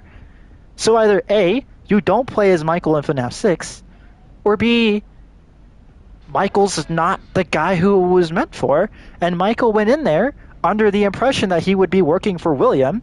He was under the impression that, like, I'm going to be helping my dad still, like I have been this whole time, because I'm not a good guy. I am just following the orders of my father. You know? But then once again, why would Michael keep going after he sees his dad? Why wouldn't he just be like, okay, let's go? And once again, why is Scrap Trap trying to kill you? right? If Michael is really on board with William, why is he still trying to kill you? There's issues, but he just, no one talks about that line. No one talks about him saying, "To my brave volunteer," who saw this job offering not intended for you. While there was a way out planned for you, I have a feeling that's not what you want. I have a feeling you are. If you mention Obama one more time, bro, I'm gonna I don't know. I'm gonna call up YouTube and have them freaking strike down your channel. Yeah, so that makes me upset, Michael. Just the job offering was not intended for. So who was it intended for? Or you're not playing as Michael. There's very, very minimal evidence for you to be not playing as Michael. One being that the character is personified as a bear, and Michael's always personified as a fox. Secondly, Michael possibly still being alive by security breach, right, with the sister location room and stuff like that. I believe Michael survived the FNAF 6 fire. I don't think he died. So there's that to think about. I'm just gonna leave that out there. Out in the. I'm not gonna talk a lot about Michael still being alive, but there's a chance. It could happen. But yeah, Michael. I don't think he was a good guy. I don't think he's a good guy. I don't even think he's morally gray. A lot of people like to believe Michael's a morally gray character, and he's just going about, he does some bad to do some good. He does some good and does right. I think he's just bad. I think he's just a bad guy.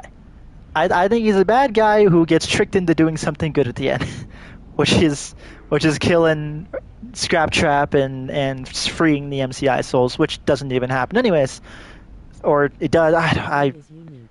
I couldn't even tell you about the new lore and where the souls are and the blob and Tangle. The blob is Tangle, whatever, all that crap. Yeah, that's its own thing that I just don't want to talk about because I couldn't tell you. I don't even know what's actually canon and what's not anymore since Ruin overwrote Security Breach, and then we got this game right here. We got Secret of the Mimic, and then we got FNAF Hub 1 and 2, and it's a whole thing. It's a whole thing that I don't like. Yeah, I sure hope Tangle is spirit free. I sure hope it's something else. I sure hope it's pure Remnant. However, 100% no spirit. However, I don't think that's the case because Remnant is what burns in fire. Spirits don't. So if anything, it has 0 Remnant and full spirits, which sucks, but might be the case.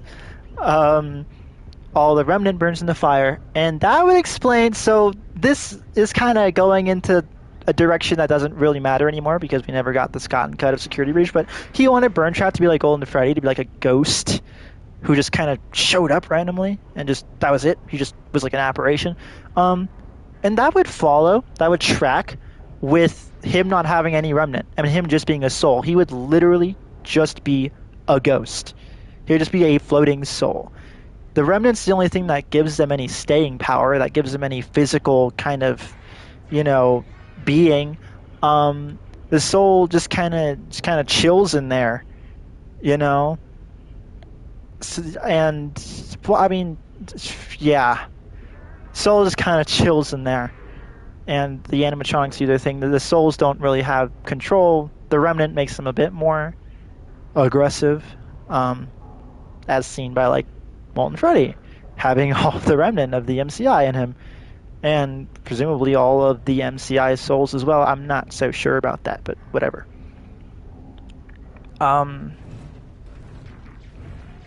Yeah. So that was the Michael is not a good guy theory. Holy crap, that took a long time. What was you something about plush babies? I think you said something or other about plush babies.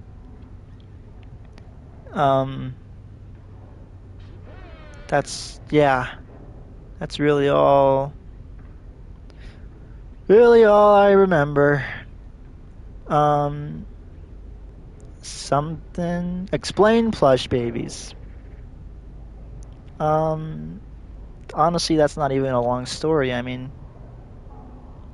basically Elizabeth and Charlotte are fighting for control of... Did I stop streaming? What happened? Why doesn't it... What happened?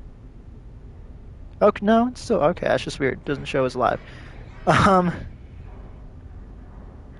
Basically, they're just fighting for control, and Charlotte has her own plushies. I mean, Charlotte has the Nightmare Yawn plushies and the Nightmare Yawn staff bots, and then Elizabeth has the plush babies, and she has the posters, and really just the whole sister location influence across all of the new games. Really, all of the new games, I'd argue, have a pretty big sister location influence. In fact,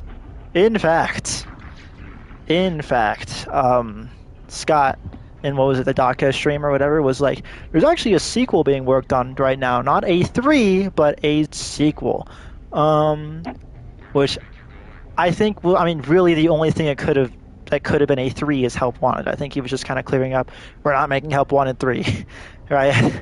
A lot of people are betting on FNAF's Security Breach Ruin 2, a sequel to Ruin. I would love that, personally. I would like to get out of this weird prequel purgatory we're in with Help Wanted 2 and into the pit, and then this game. I would love to actually get some new content that affects the current, like, ongoing story instead of a retrospective game. I kind of hope it's a Ruin 2. I don't want Security Breach 2. If it is FNAF Security Breach 2, I'm going to be upset. If it is FNAF Ruin 2, FNAF Into the Abyss, whatever you want to call it, FNAF Into Madness, that game that was promised that never released, yeah. Hopefully we get a sequel to that. Some people think it's going to be Secret of the Mimic 2. I sure hope not, but I wouldn't be surprised either, actually, if they did that. There seemed to be a lot of planning that went into this game in particular. I wouldn't be surprised if they had another one planned. But my big theory, my best bet, is they are making FNAF Sister Location 2, which is such a crazy, outlandish thing to be like, yeah, that's what they're making. But I genuinely think that's what they're making. To some degree. I mean, it's more of a hope, but so FNAF 1 through 4 are numbered, right? They're numbered. FNAF Help Wanted, those are numbered. FNAF Help Wanted 1, right? 1's invisible, and then FNAF Help Wanted 2, those are numbered. The rest of the games aren't. Sister Location isn't. Pizzeria Sim isn't. Ultimate Custom Night isn't. If they're making an Ultimate Custom Night 2, that would just kind of be like, wow, really? What are we doing? It also wouldn't really... I don't think it's a Click Team game either. I think it's a stealable game. So it kind of wouldn't make sense for it to be an Ultimate Custom Night 2 or a Pizzeria Sim 2, right? Because Steelwool didn't... That's not a Steelwool thing.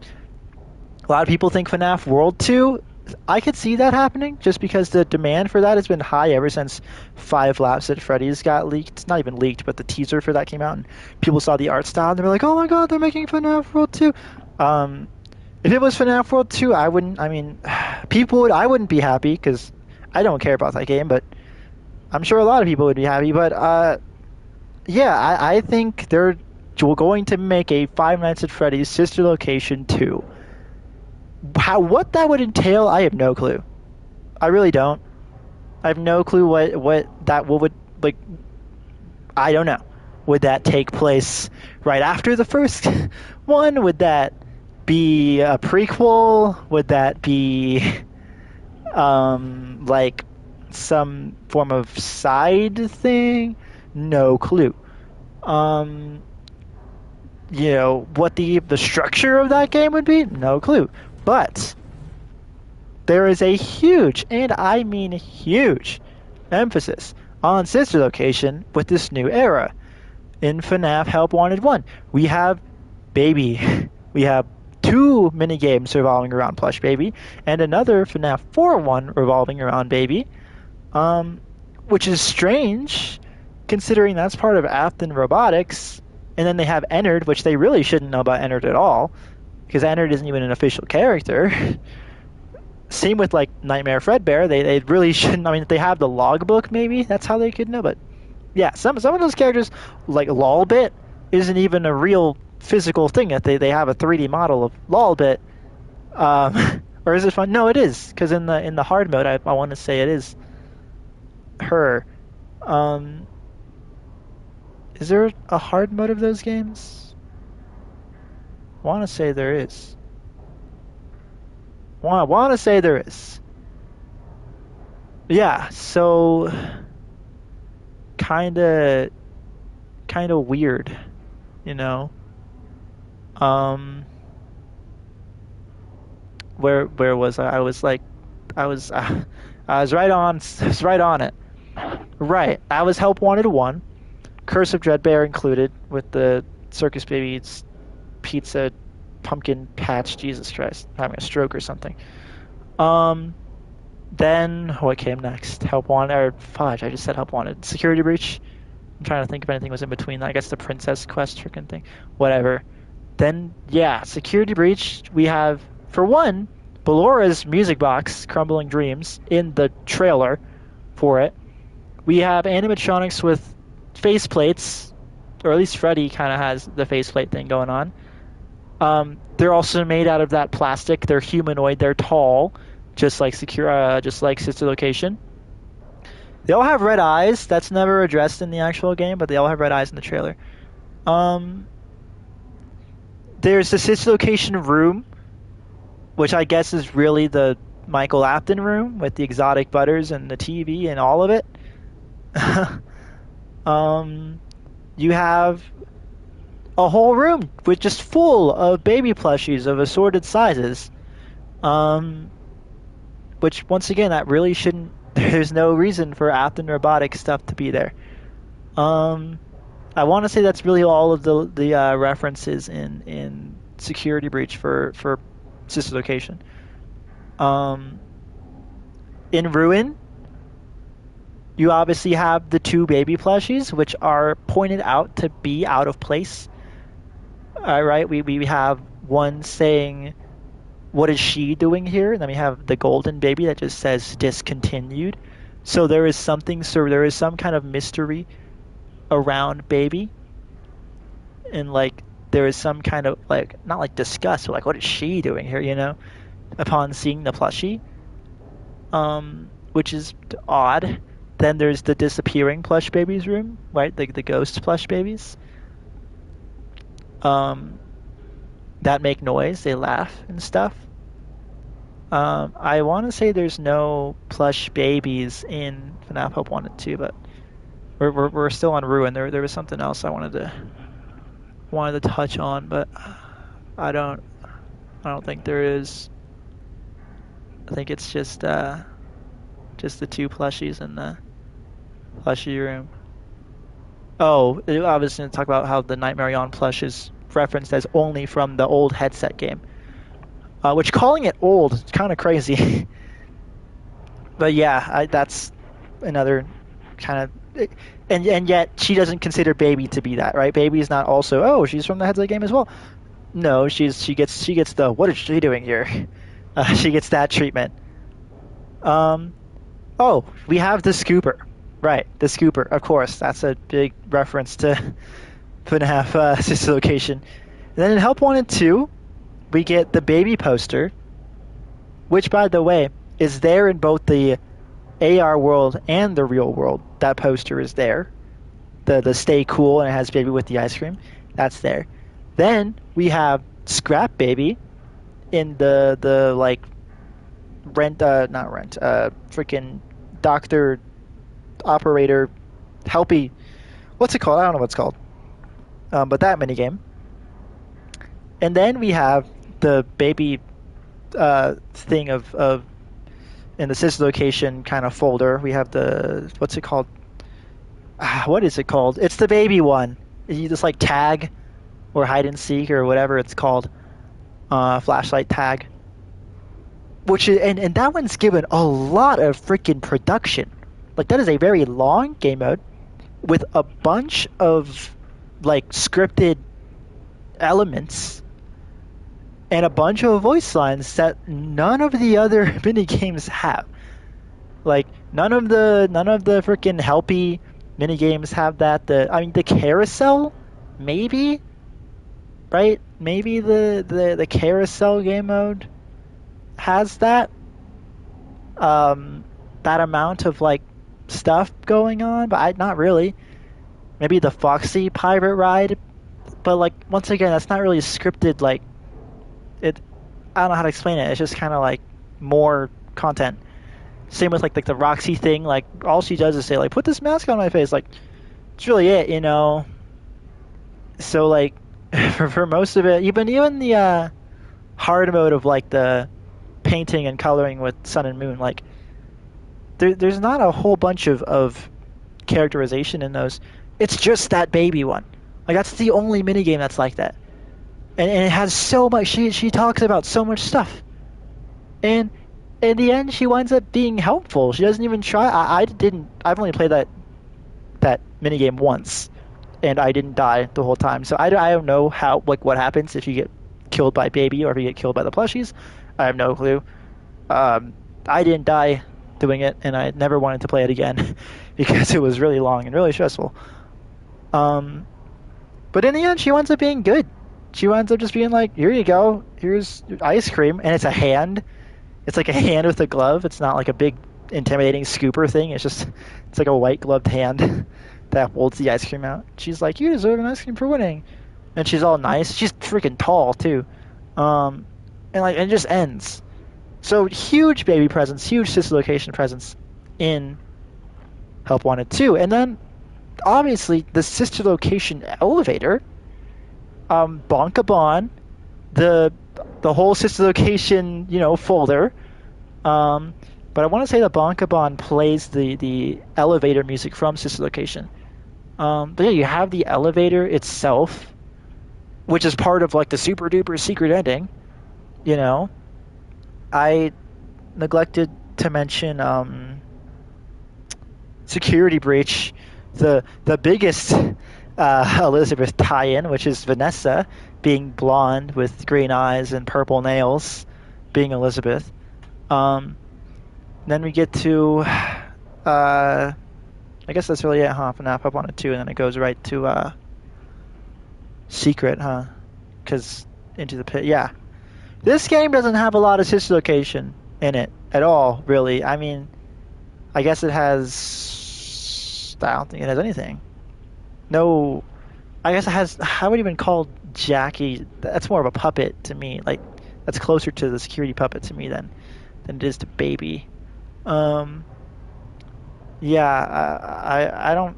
I mean, the only thing I can see is this right here, the FNAF 4 room, because there's obviously that whole deal, ordeal, the whole ordeal shown in sister location when you go to the secret room and you see the bunker and all that, and you realize that it's like fabricated and not real. That that kind of looks like this. So there's that tie-in, I guess, but for the most part, there's not a whole lot of sister location in here. So it's just odd that it's not paying off. And usually when you have this many references to a thing, it would pay off in some sense, but it just hasn't. There has been zero payoff for this at all, which is kind of upsetting, not gonna lie. Yeah, like they just pile it on. They've just been piling this on. And we've just gotten nothing out of it. There's been absolutely nothing that's come out of it besides just references, but like no solid. I don't know. Like with the Mimic, with the Mimic, at least there was a payoff, right? You have this game. This game itself is the payoff for Ruin and teasing all of that and all the books and all of it. It pays off. Whether that's, effective or not, whatever, debatable, but it still pays off in some sense.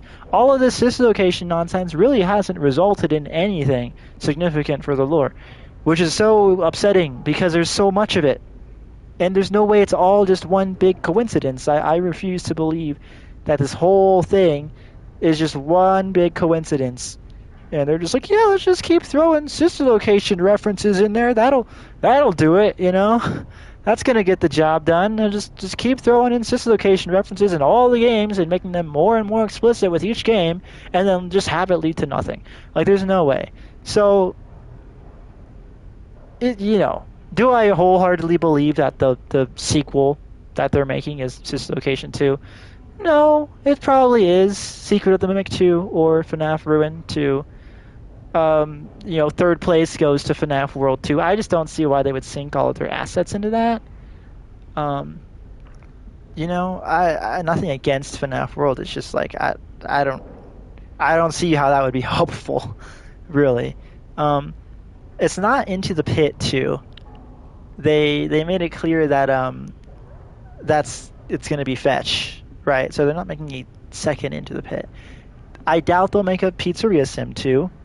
I doubt they're making an Ultimate Custom Night 2. Hey, I always bet on FNAF AR 2, right? It's really the only other thing it could be. That would be a sequel, or and not a third installment. But then once again, he might consider Sister Location to be FNAF 5.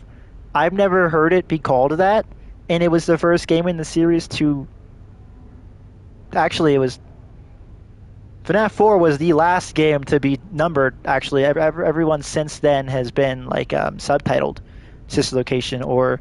Well, actually, FNAF 6 isn't even a Five Nights at Freddy's game. It's just Freddy Fazbear's Pizzeria Simulator. So it's its own thing. Then Ultimate Custom Night isn't called Five Nights at Freddy's Ultimate Custom Night. It's just Ultimate Custom Night. And then it repeats. It goes back to Five Nights at Freddy's with the new era and Help Wanted and all that. But yeah, they're no longer numbered. And it's funny because I've never heard Sister Location be called FNAF 5, but Pizzeria Sim's called FNAF 6 all the time. And then no one calls Ultimate Custom Night FNAF 7. They always just call it Ultimate Custom Night. And then nobody calls Help Wanted FNAF 8. Nobody calls Security Breach FNAF 9. Nobody. They just gave up on that. But people still call FNAF 6, which is weird. But it technically isn't that. It's not even a Five Nights at Freddy's game. So, Sister Location 2 is in the cards for me.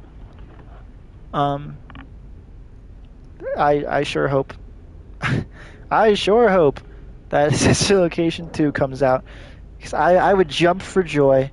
I would jump for joy if Sister Location 2 came out, because all of my freaking theorizing over the past 3 years would all come to fruition in that one moment, just for that one moment when that game comes out. If that game comes out,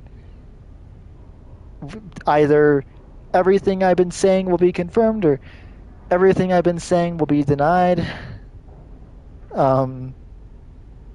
Either way, it's something. If it happens, there's a good chance we get FNAF World 2, and we're screwed. There's a good chance we get FNAF Secret of the Mimic 2, and I just jump off a cliff because stop giving us prequels. There's a chance we get FNAF Ruin 2, and I will be satisfied with a FNAF Ruin 2, but with FNAF Security Breach or whatever you want to call it. I'll be satisfied with a new entrance to the lore. That's fine. I'm tired of these weird prequel and prequel sequels that we've been getting. I'm chill with an actual new game. It's fine. But Sister Location 2 would be pretty freaking. It'd be the cat's pajamas, It'd be the bee's knees. It'd be pretty freaking cool. There was one last theory to talk about, but I don't know. I mean, I went over it before. And that's God Victim, David Gregory Murray Afton, which I've talked about. I've exhausted it. I've exhausted it.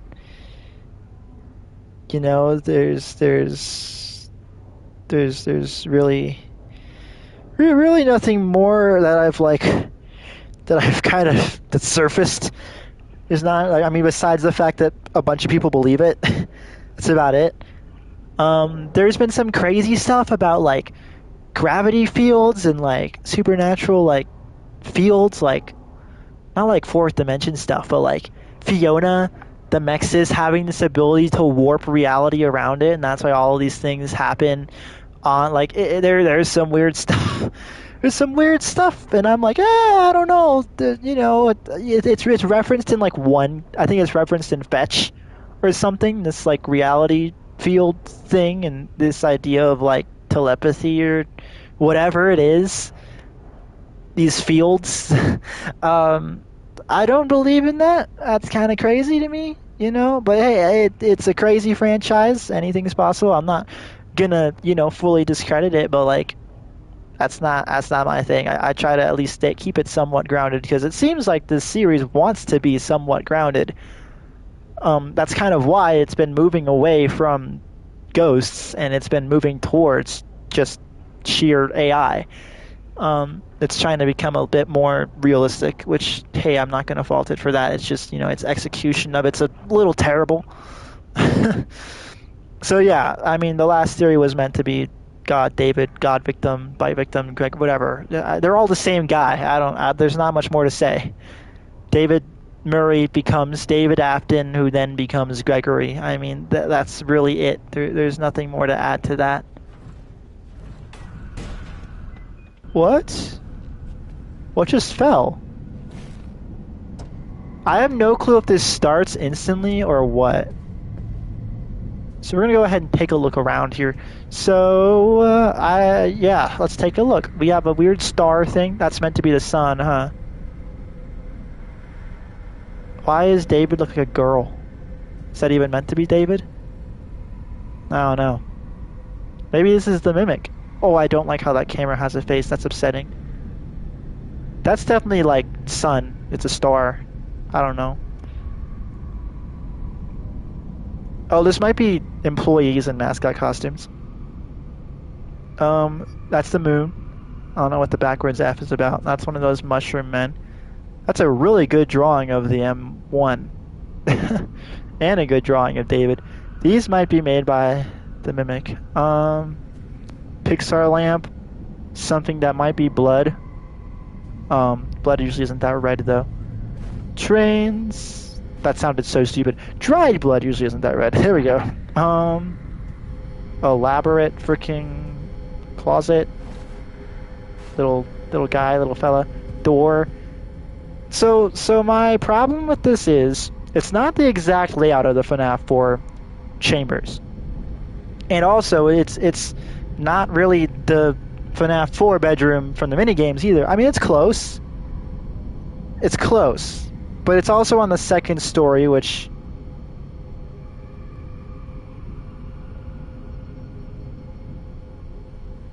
there's not two stories in the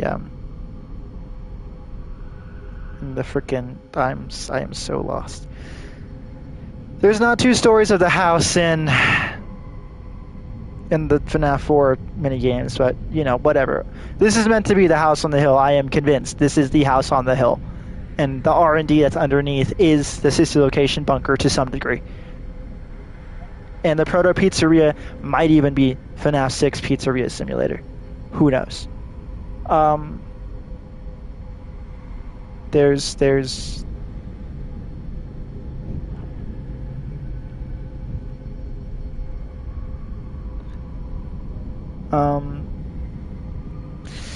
yeah, it's just the issue. The bedroom, yeah, the crying child's bed is in the core, on the side of the room, in the mini games. Yeah, that's true, but also there's no closet, and there's a door coming from like here. This would be a door right here, and it wouldn't be this weird whatever.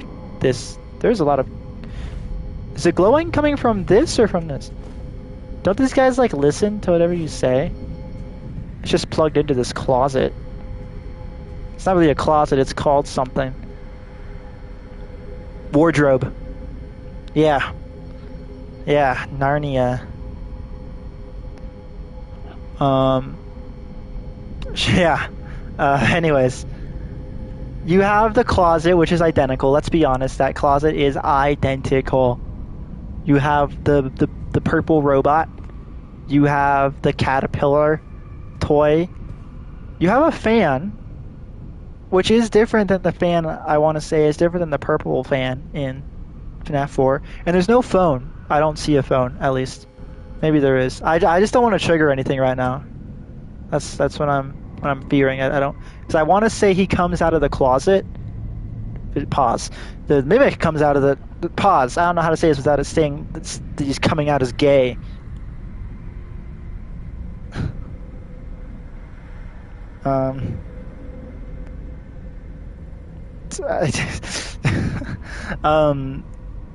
Yeah, I think the mimic's in the closet, and if I go up, it's gonna like trigger the thing.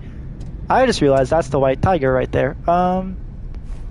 These aren't in the FNAF 4 bedroom. This looks a lot like the box. Let's be honest here. This looks. Wait, no, that. Wait, I don't want to trigger anything. I'm just gonna inch around here. Oh, I used to love these types of things. Anyways, I don't know what that's about. Something tells me this is the box. Something tells me this is the FNAF 4 box right here. I know it looks different, but it's to say it's a trunk.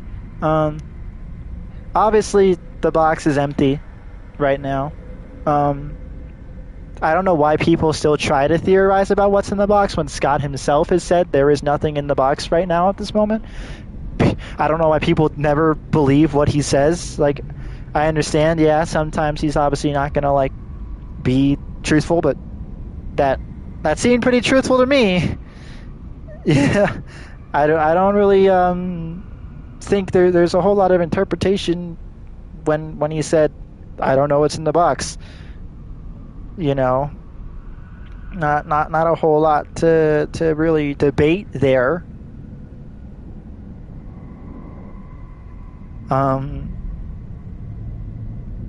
So, yeah, I don't know why people still try to theorize about what's in it. But my best guess, after saying to stop theorizing about it, my best guess, what's in the box currently, right now, is the Mimic.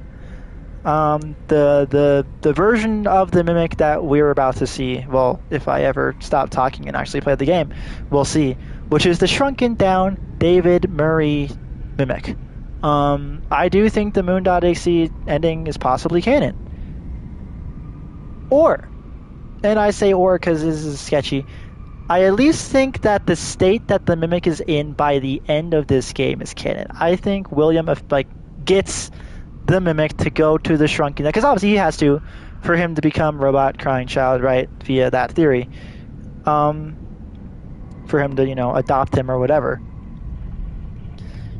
And I think that William puts him in this box. I think that's how he transports him. He puts the robot in the box and then carries the box away. And so yeah, what's in the box? The Mimic is in the box. And this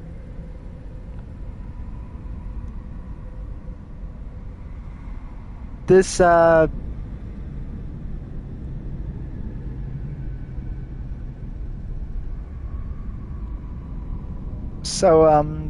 the books, and when I say the books, I mean the real books, the novels, the Silver Eyes trilogy, not those gay Fazbear Frights tales. I say that like I don't have Fazbear Frights 1 through 7 right here on my shelf, and Tales of the Pizzaplex 4 and 5 on my shelf.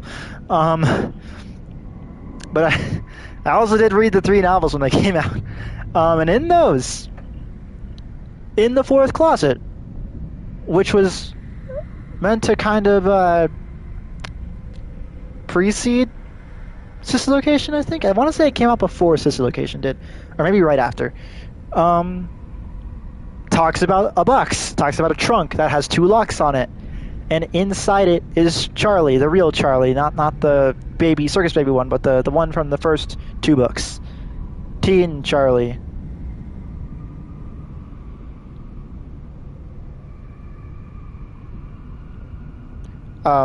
She's locked in a trunk, and she's just hiding away there, and for the longest time I genuinely thought that that was the case all the way back in all the way back in 2023, when I had my FNAF rant for 30 minutes theory, I talked about how I thought the crying child was a robot when he was bitten. And it was a whole thing. People called me crazy, but I mean, look at it now. I mean, there's a good chance the crying child was a robot when he got bitten. Or at least that the crying child was a robot to some capacity, which was my theory way back when. That was my theory so long ago, all the way back in 2023. And it was the Mimic. I even said that because it was right around the time Ruin came out, or right before Ruin came out. And it was back when I thought William made the Mimic. Yeah, we're going that far, right? In the books, a lot of people, before all of that got sorted, people said, oh, Henry's obviously a parallel for Edwin. But then they were like, why would Henry make something so destructive? And I was like, because William made it. And I was like, look at the Mimic's face in Ruin. It looks exactly like a Bitty Bab head. It's the same thing. I was like, look at the endoskeleton. It looks similar to the baby proportions. Yeah, I was going full, like, tinfoil hat on it. And I was like, the crying child's a robot. And that was 3 years ago. And then 2.5 years later, I was proven right. I just had to wait. I just had to stick to my guns. But yeah, that and back then I said, what's in the box? I said the crying child's body's in the box. I said the crying child with his crushed face, that's what's in the box. Is his robot self. And I was saying that the humanoid heads that you see in Sister Location are William's drafts at making a humanoid robot to kind of put over the Mimic, to make him look like a child, just like Henry does for Charlotte in the books. Because those novels really follow closely with the games if you really think about it, if you really look at it, and if you kind of flip Henry and Charlotte with Michael and the crying child and William, it's pretty spot on. It's house on a hill with a secret Freddy's location underneath it that has a waterfall and a grotto and caves and fluorescent plants, and then you go to you go to Ruin and you have a freaking pizzeria underground, and the thing above it was at one time a house on a hill, and then you also have caves with the grotto and waterfalls and glowing vegetation. It's the same thing. It's the exact same thing. It's just the families are flipped. So for Henry to make these robot versions of his children, I was like, oh, William's making robot versions. It's flipped. It's versions of his. It's flipped. So yeah, when in the books, when the box has Charlotte in it, or the trunk, I'm like, oh, it's crying child's in the freaking box. And yeah, Scott doesn't know what's in the box currently. He doesn't.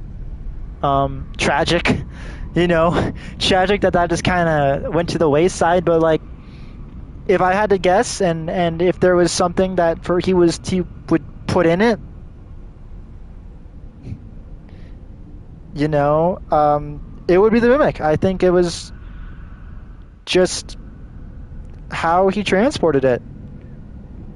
And then eventually, after the crying child gets bitten, that's where his body goes. His body just goes in this box until it's discovered by Michael, maybe. Who knows what it's discovered by? We don't know. It's discovered by someone. And he's patched up and he's made to be Gregory. Sort of. This is where it gets weird. Obviously the Mimic is the Mimic in FNAF Security Breach, and Gregory exists alongside that, simultaneous. But once again, there was kind of a point of getting this program so as to run it in other robots. And there was a point for schematics to run it in other robots. So the idea that there are 3 Mimics running around isn't that crazy. People don't like to think about it because it just complicates things, but it's possible. We know that there's 2. We know that there's Helpy. There's the Helpy, Mexis, Fiona, whatever you want to call it, and then there's the physical M2, the Gregory, or not Gregory, sorry, Dave Afton Murray Mimic, Ruin Mimic, and then for there to be a 3rd robot, I wouldn't call it the Mimic, but just a third robot child thing, humanoid robot. And for that to be Gregory makes sense. And then that also kind of loops back to like Gregory not knowing his own name and not knowing how he got there and having no family and all of these things. Like, he just has no ties whatsoever. Having memories of that was the weird thing. I want to say that was Patient 46, where they're like, your files say your parents were happily married, but yet you keep saying that they were. I don't know if that's Vanessa or. So that one's weird. Or maybe there were no records. I don't know. But like when Gregory escapes, he's homeless. You know, his weird distrust of Vanessa for no reason. His weird distrust of Annie for no reason. His weird instinct to destroy all of the animatronics for no reason. Like this is robot behavior. And I think people who I mean, he's either a robot or he's like severely brainwashed. Like he's not doing this on his own free will. You know, he's not just doing all this because he wants to. I honestly kind of forgot what I was talking about. Yeah, the robot children. Gregory is David. David is Dave, to some extent. People who thought his name was Evan, sorry, I don't know what to tell you. But remember, people only came up with Evan because they had EVAD, and then they were like, oh, it must be a typo. What's closest name to EVAD? Evan.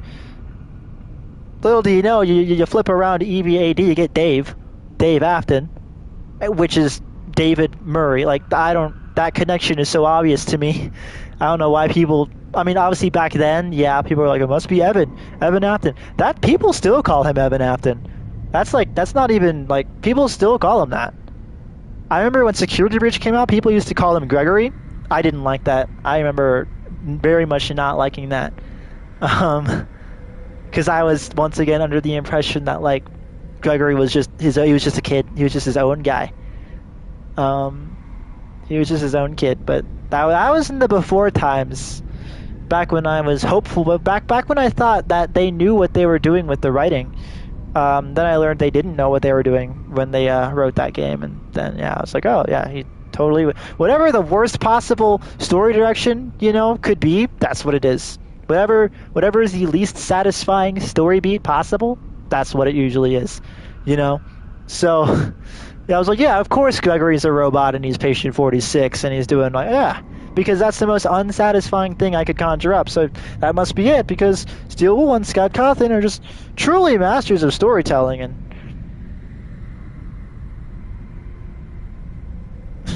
yeah. So, we'll see, I guess, if they do make Security Breach Ruin 2. We'll see if Gregory's a robot or if he's actually evil or whatever is happening with him. But yeah, the box, I think, just had the Mimic in it. Obviously back then, I think the box had memorabilia. Is that the audio looping? Like, is that why it pauses?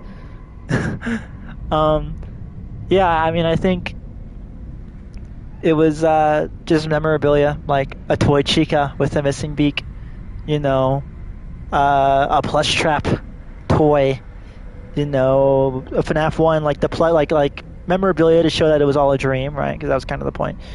By FNAF 6, what was in the box? I don't know. I couldn't tell you. By FNAF 6, what was in the box? Yeah, I don't think it was relevant at that point, but it's kind of becoming relevant again. Sorta. FNAF 4. Like, obviously this is meant to be the FNAF 4 bedroom to some degree. Whether this, like, once again, they're welcome to change things. Like, I know I'm being hard on it. I'm saying, like, this isn't the exact layout of the FNAF 4 minigames bedroom, but, like, they're, you know, I'm not saying that they can't just change their mind on the layout now. This is what it looks like. I mean, look at the Mimic. It looks completely different. You know? Look at the, look at, Purple guy. He looks different in every game.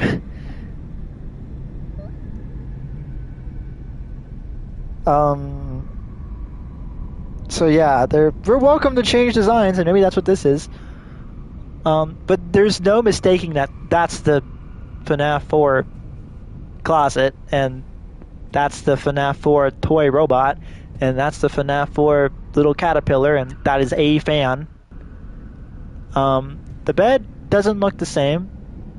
The dresser looks exactly the same, though, I will admit. I really don't know what this is about. The dog, the rabbit, the fox, and the owl. Like, why a dog? You know? You were so close. If that was a bear, you had it. If that was a bear, this is your, you know, cast of security breach minus Chica. So why a dog? I have no clue. And why an alligator? Maybe this was meant to be the original 4? It was meant to be Montgomery Gator, Foxy, a dog animatronic, and then Bonnie and or Golden Bonnie or Spring Bonnie. What does he have an official name? Does he have an official? Is it Spring Bonnie? Is it Gold? It's just Bonnie. I mean, at that point in time, it really would just be Bonnie, because there wasn't a purple Bonnie to make to distinguish it, right? Like it was probably just called Fredbear and Bonnie, and then later on, they were like, well, this is Golden Bonnie, this is normal Bonnie. Who's to say the other Bonnie wasn't called Purple Bonnie? You know?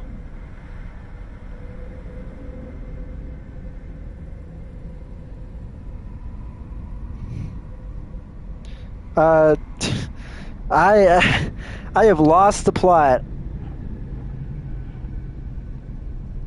I have officially lost the plot. Maybe I should just get this done. Maybe I should just get this done. Yeah, I mean, there's not much left to theorize about. I don't know what this is about. I couldn't tell you. Yeah, I don't like this. I wish this would open, but it doesn't. It does have a similar, like, they have these weird, like, things. Like, obviously the padlock would go there in the center. But, you know, there's a chance. There's a small chance. The book thing, I don't think pressing this does anything. Wait, don't I need to... Oh, frick. Wait. Don't I need to put the tiger plush on there? What the heck? What the heck just happened? Something just happened. An hour later, we were back in this room. And an hour later, we've returned. Holy crap.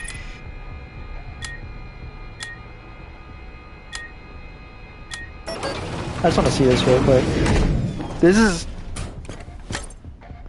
Did he die outside? That was confirmed?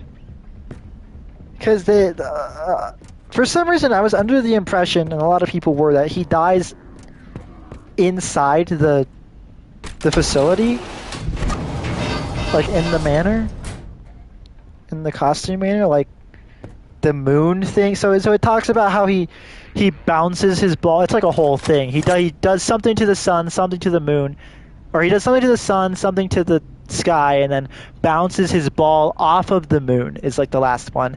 And then if you go to the theater, the moon has fallen, and it's like it's just kind of crushed something. It's fallen, and then it's in that room when you first see the white tiger apparition.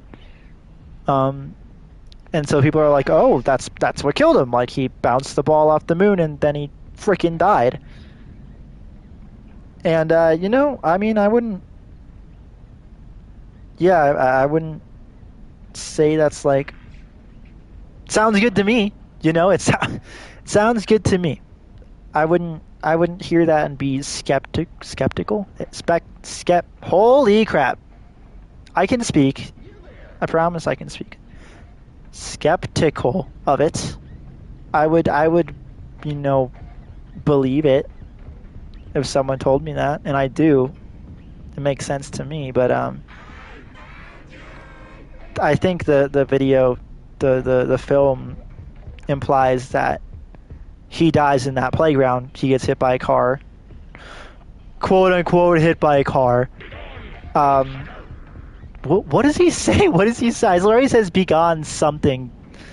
He's either saying "bootlicker" or something. Anyways, if he gets hit by a car, there's a good chance that the mimic kills him. There's a good chance that Fiona goes outside and just kills David. And you might say, that makes no sense. Why would he do that? And the reasoning for that... Oh, there's a toy phone. Where's the freaking tiger, bro? The reason for that is because Fiona wants them to be together forever, and David, if he's still alive, can't be immortalized, you know? He can't... Is this a real-time mirror? It is not a real-time mirror. Yeah, David can't be... He just can't be. You know, he just... If he's a kid, he'll grow up. And all Fiona really wants is for them to be together for as long as possible. It did that last time, too. If I go to the closet, is he going to come out of it? No, he's not. But isn't that where he comes out of? Because there's nothing in here. And last we hear, the mimic's over there. This is weird. This looks like this almost is like a hatch of some sort. Anyways. Yeah, is this the only location with that? There's a clock. Apparently it's 2 a.m. even though it's, what, 5 a.m. in game. That's funny. What's this? That's just the thingy. Those are also the thingy. Okay. I don't like how this plant is just like... Oh, I thought it was sticking out of the ground. It's not. Okay, let's actually get this freaking done, yeah? Welcome to bedtime. Would you like a story to help? Yeah, he's just here now, even though he wasn't. Someone's missing. David? Where's David? Hi, David. Come out, wherever you are. There you are. Hi, David. Do you remember how our story begins? Once upon a time.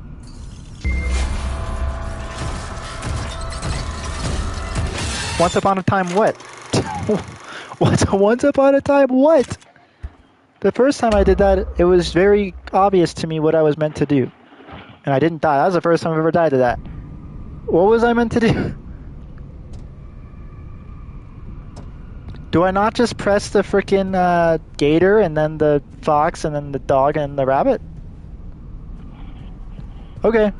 Do I really have to... Oh, it's right there! Why is it so tiny? I think I meant to just press the... Why? I don't like that.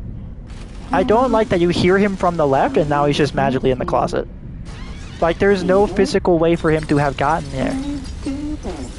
I think I meant to press the gator. I'm pressing the gator, bro. Wherever you are. I'm pressing the frickin' gator. And then I'm pressing what? The fox. How our story begins? Once upon a time. There was an alligator. That's right. And the alligator was swimming in the lake. Isn't that I heard this was randomized. So what happened next? Fox. That's Fox. Right. Then dog. Crafty fox sat down and started. Oh, there is a chicken and a bear. They had so much fun. Do you remember what happened next? There was a dog. And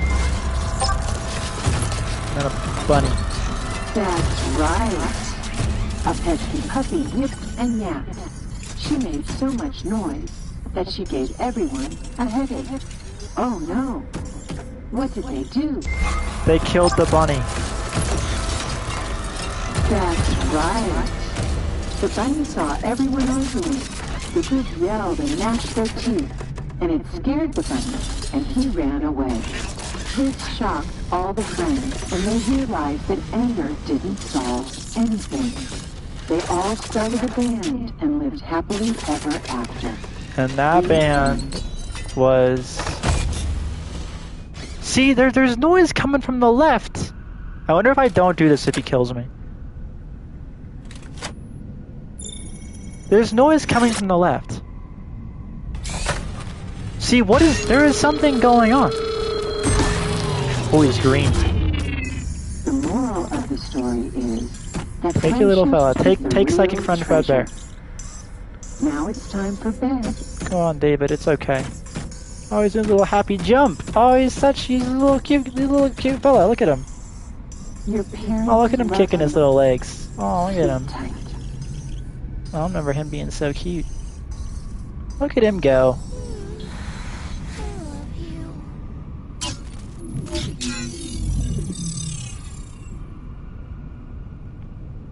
Doesn't it just fade to black? So what is going on? What is that noise? That noise is freaking me out, bro. Isn't there meant to be a cutscene with David on the freaking hill with the mimic? Whatever. That noise is freaking me out. There's no way. There's no way for the noise to be on that left side. If he isn't, like, how does he get all the stuff off? Like, he has the Bonnie head and the fox, he has all that stuff on him. And then by the time he's in the closet, he's normal. So, like, what's that about? I swear there aren't two mimics. I swear he's the only one. I remember my very first theory was that the secret of the mimic was that there was actually a bunch of them. That was before the game came out. I was like, the secret's going to be that there's like 20 of them. Turned out, I still don't know what the secret of the mimic was. I really don't. There's multiple things that could have been the secret. Because there was really nothing known about it until now. So like, I don't know. That's totally the house on the hill. Look how it's structured. That's totally the house on the hill. And the Spring Bonnie bobblehead is so, like, strange to me. It's in the style of the FNAF 3 bobbleheads. But, like, why Spring Bonnie, you know? You're part of Fazbear Entertainment, Freddy Fazbear Entertainment, you know? Why Spring Bonnie bobblehead? I remember one of my very first assumptions about this game was that William was the protagonist. That, William was going to be the guy. Turns out that's kind of true. I mean, Arnold kind of fails potentially if you believe not the parachute ending, but the main ending is real, where he gives the data diver away, which it can't be the parachute ending. That's all I know. But that William eventually does have to go in and get the mimic, you know. So that kind of works out. But yeah, parachute ending cannot be canon because it ends with the freaking place blowing up, and that doesn't happen. So it kind of leaves it to either the Moon.exe ending or the other ending. I honestly want to side with this being one of the only games where the good ending is canon. I mean, I guess FNAF 6 it is as well. You know, the what is it called? The true ending? Like, I don't know what it's called. Like, there's the insanity ending. Like, they all have names. Is it the Lore Keeper ending? I don't know. The one where you freaking you know, the speech, Henry's connection terminated speech. That's a time where the good ending is canon, and I guess Security Breach as well, right? Because the Princess Quest ending is canon. So there's that, and then even in a way, like in FNAF Help Wanted 2, I'd argue both endings are canon. Like, you do the Princess Quest stuff first, and then you put together the Faz Force and you know, give Cassie the mask. Obviously that has to happen, right? But no one really says that you can't do the other thing first. And then, yeah, I mean, that would be kind of continuing the trend, I guess, of good endings being canon. So, yeah, there's a decent chance, you know, that there's a decent chance that maybe the good ending of this Moon.exe is also canon. I sure hope so, because that just is more, you know, it's more freaking I don't know what the expression. I'm trying to not wood to the fire, not flame to the fire. You know what I'm saying? More fuel to the fire of the crying child being a robot. Okay, I went over everything I was meant to go over, and I beat the game for the 4th time. So, yeah, I can't. It's only been 2.5 hours. It feels like it's been 4, bro.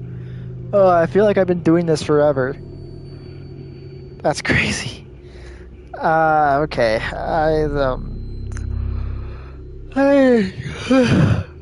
did it.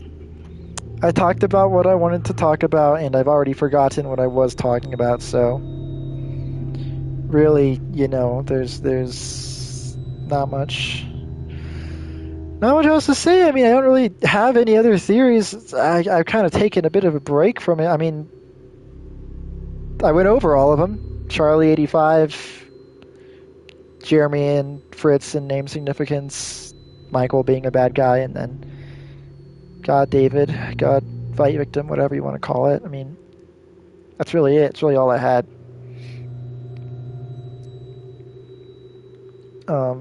Yeah, I did it. That was all I had to talk about.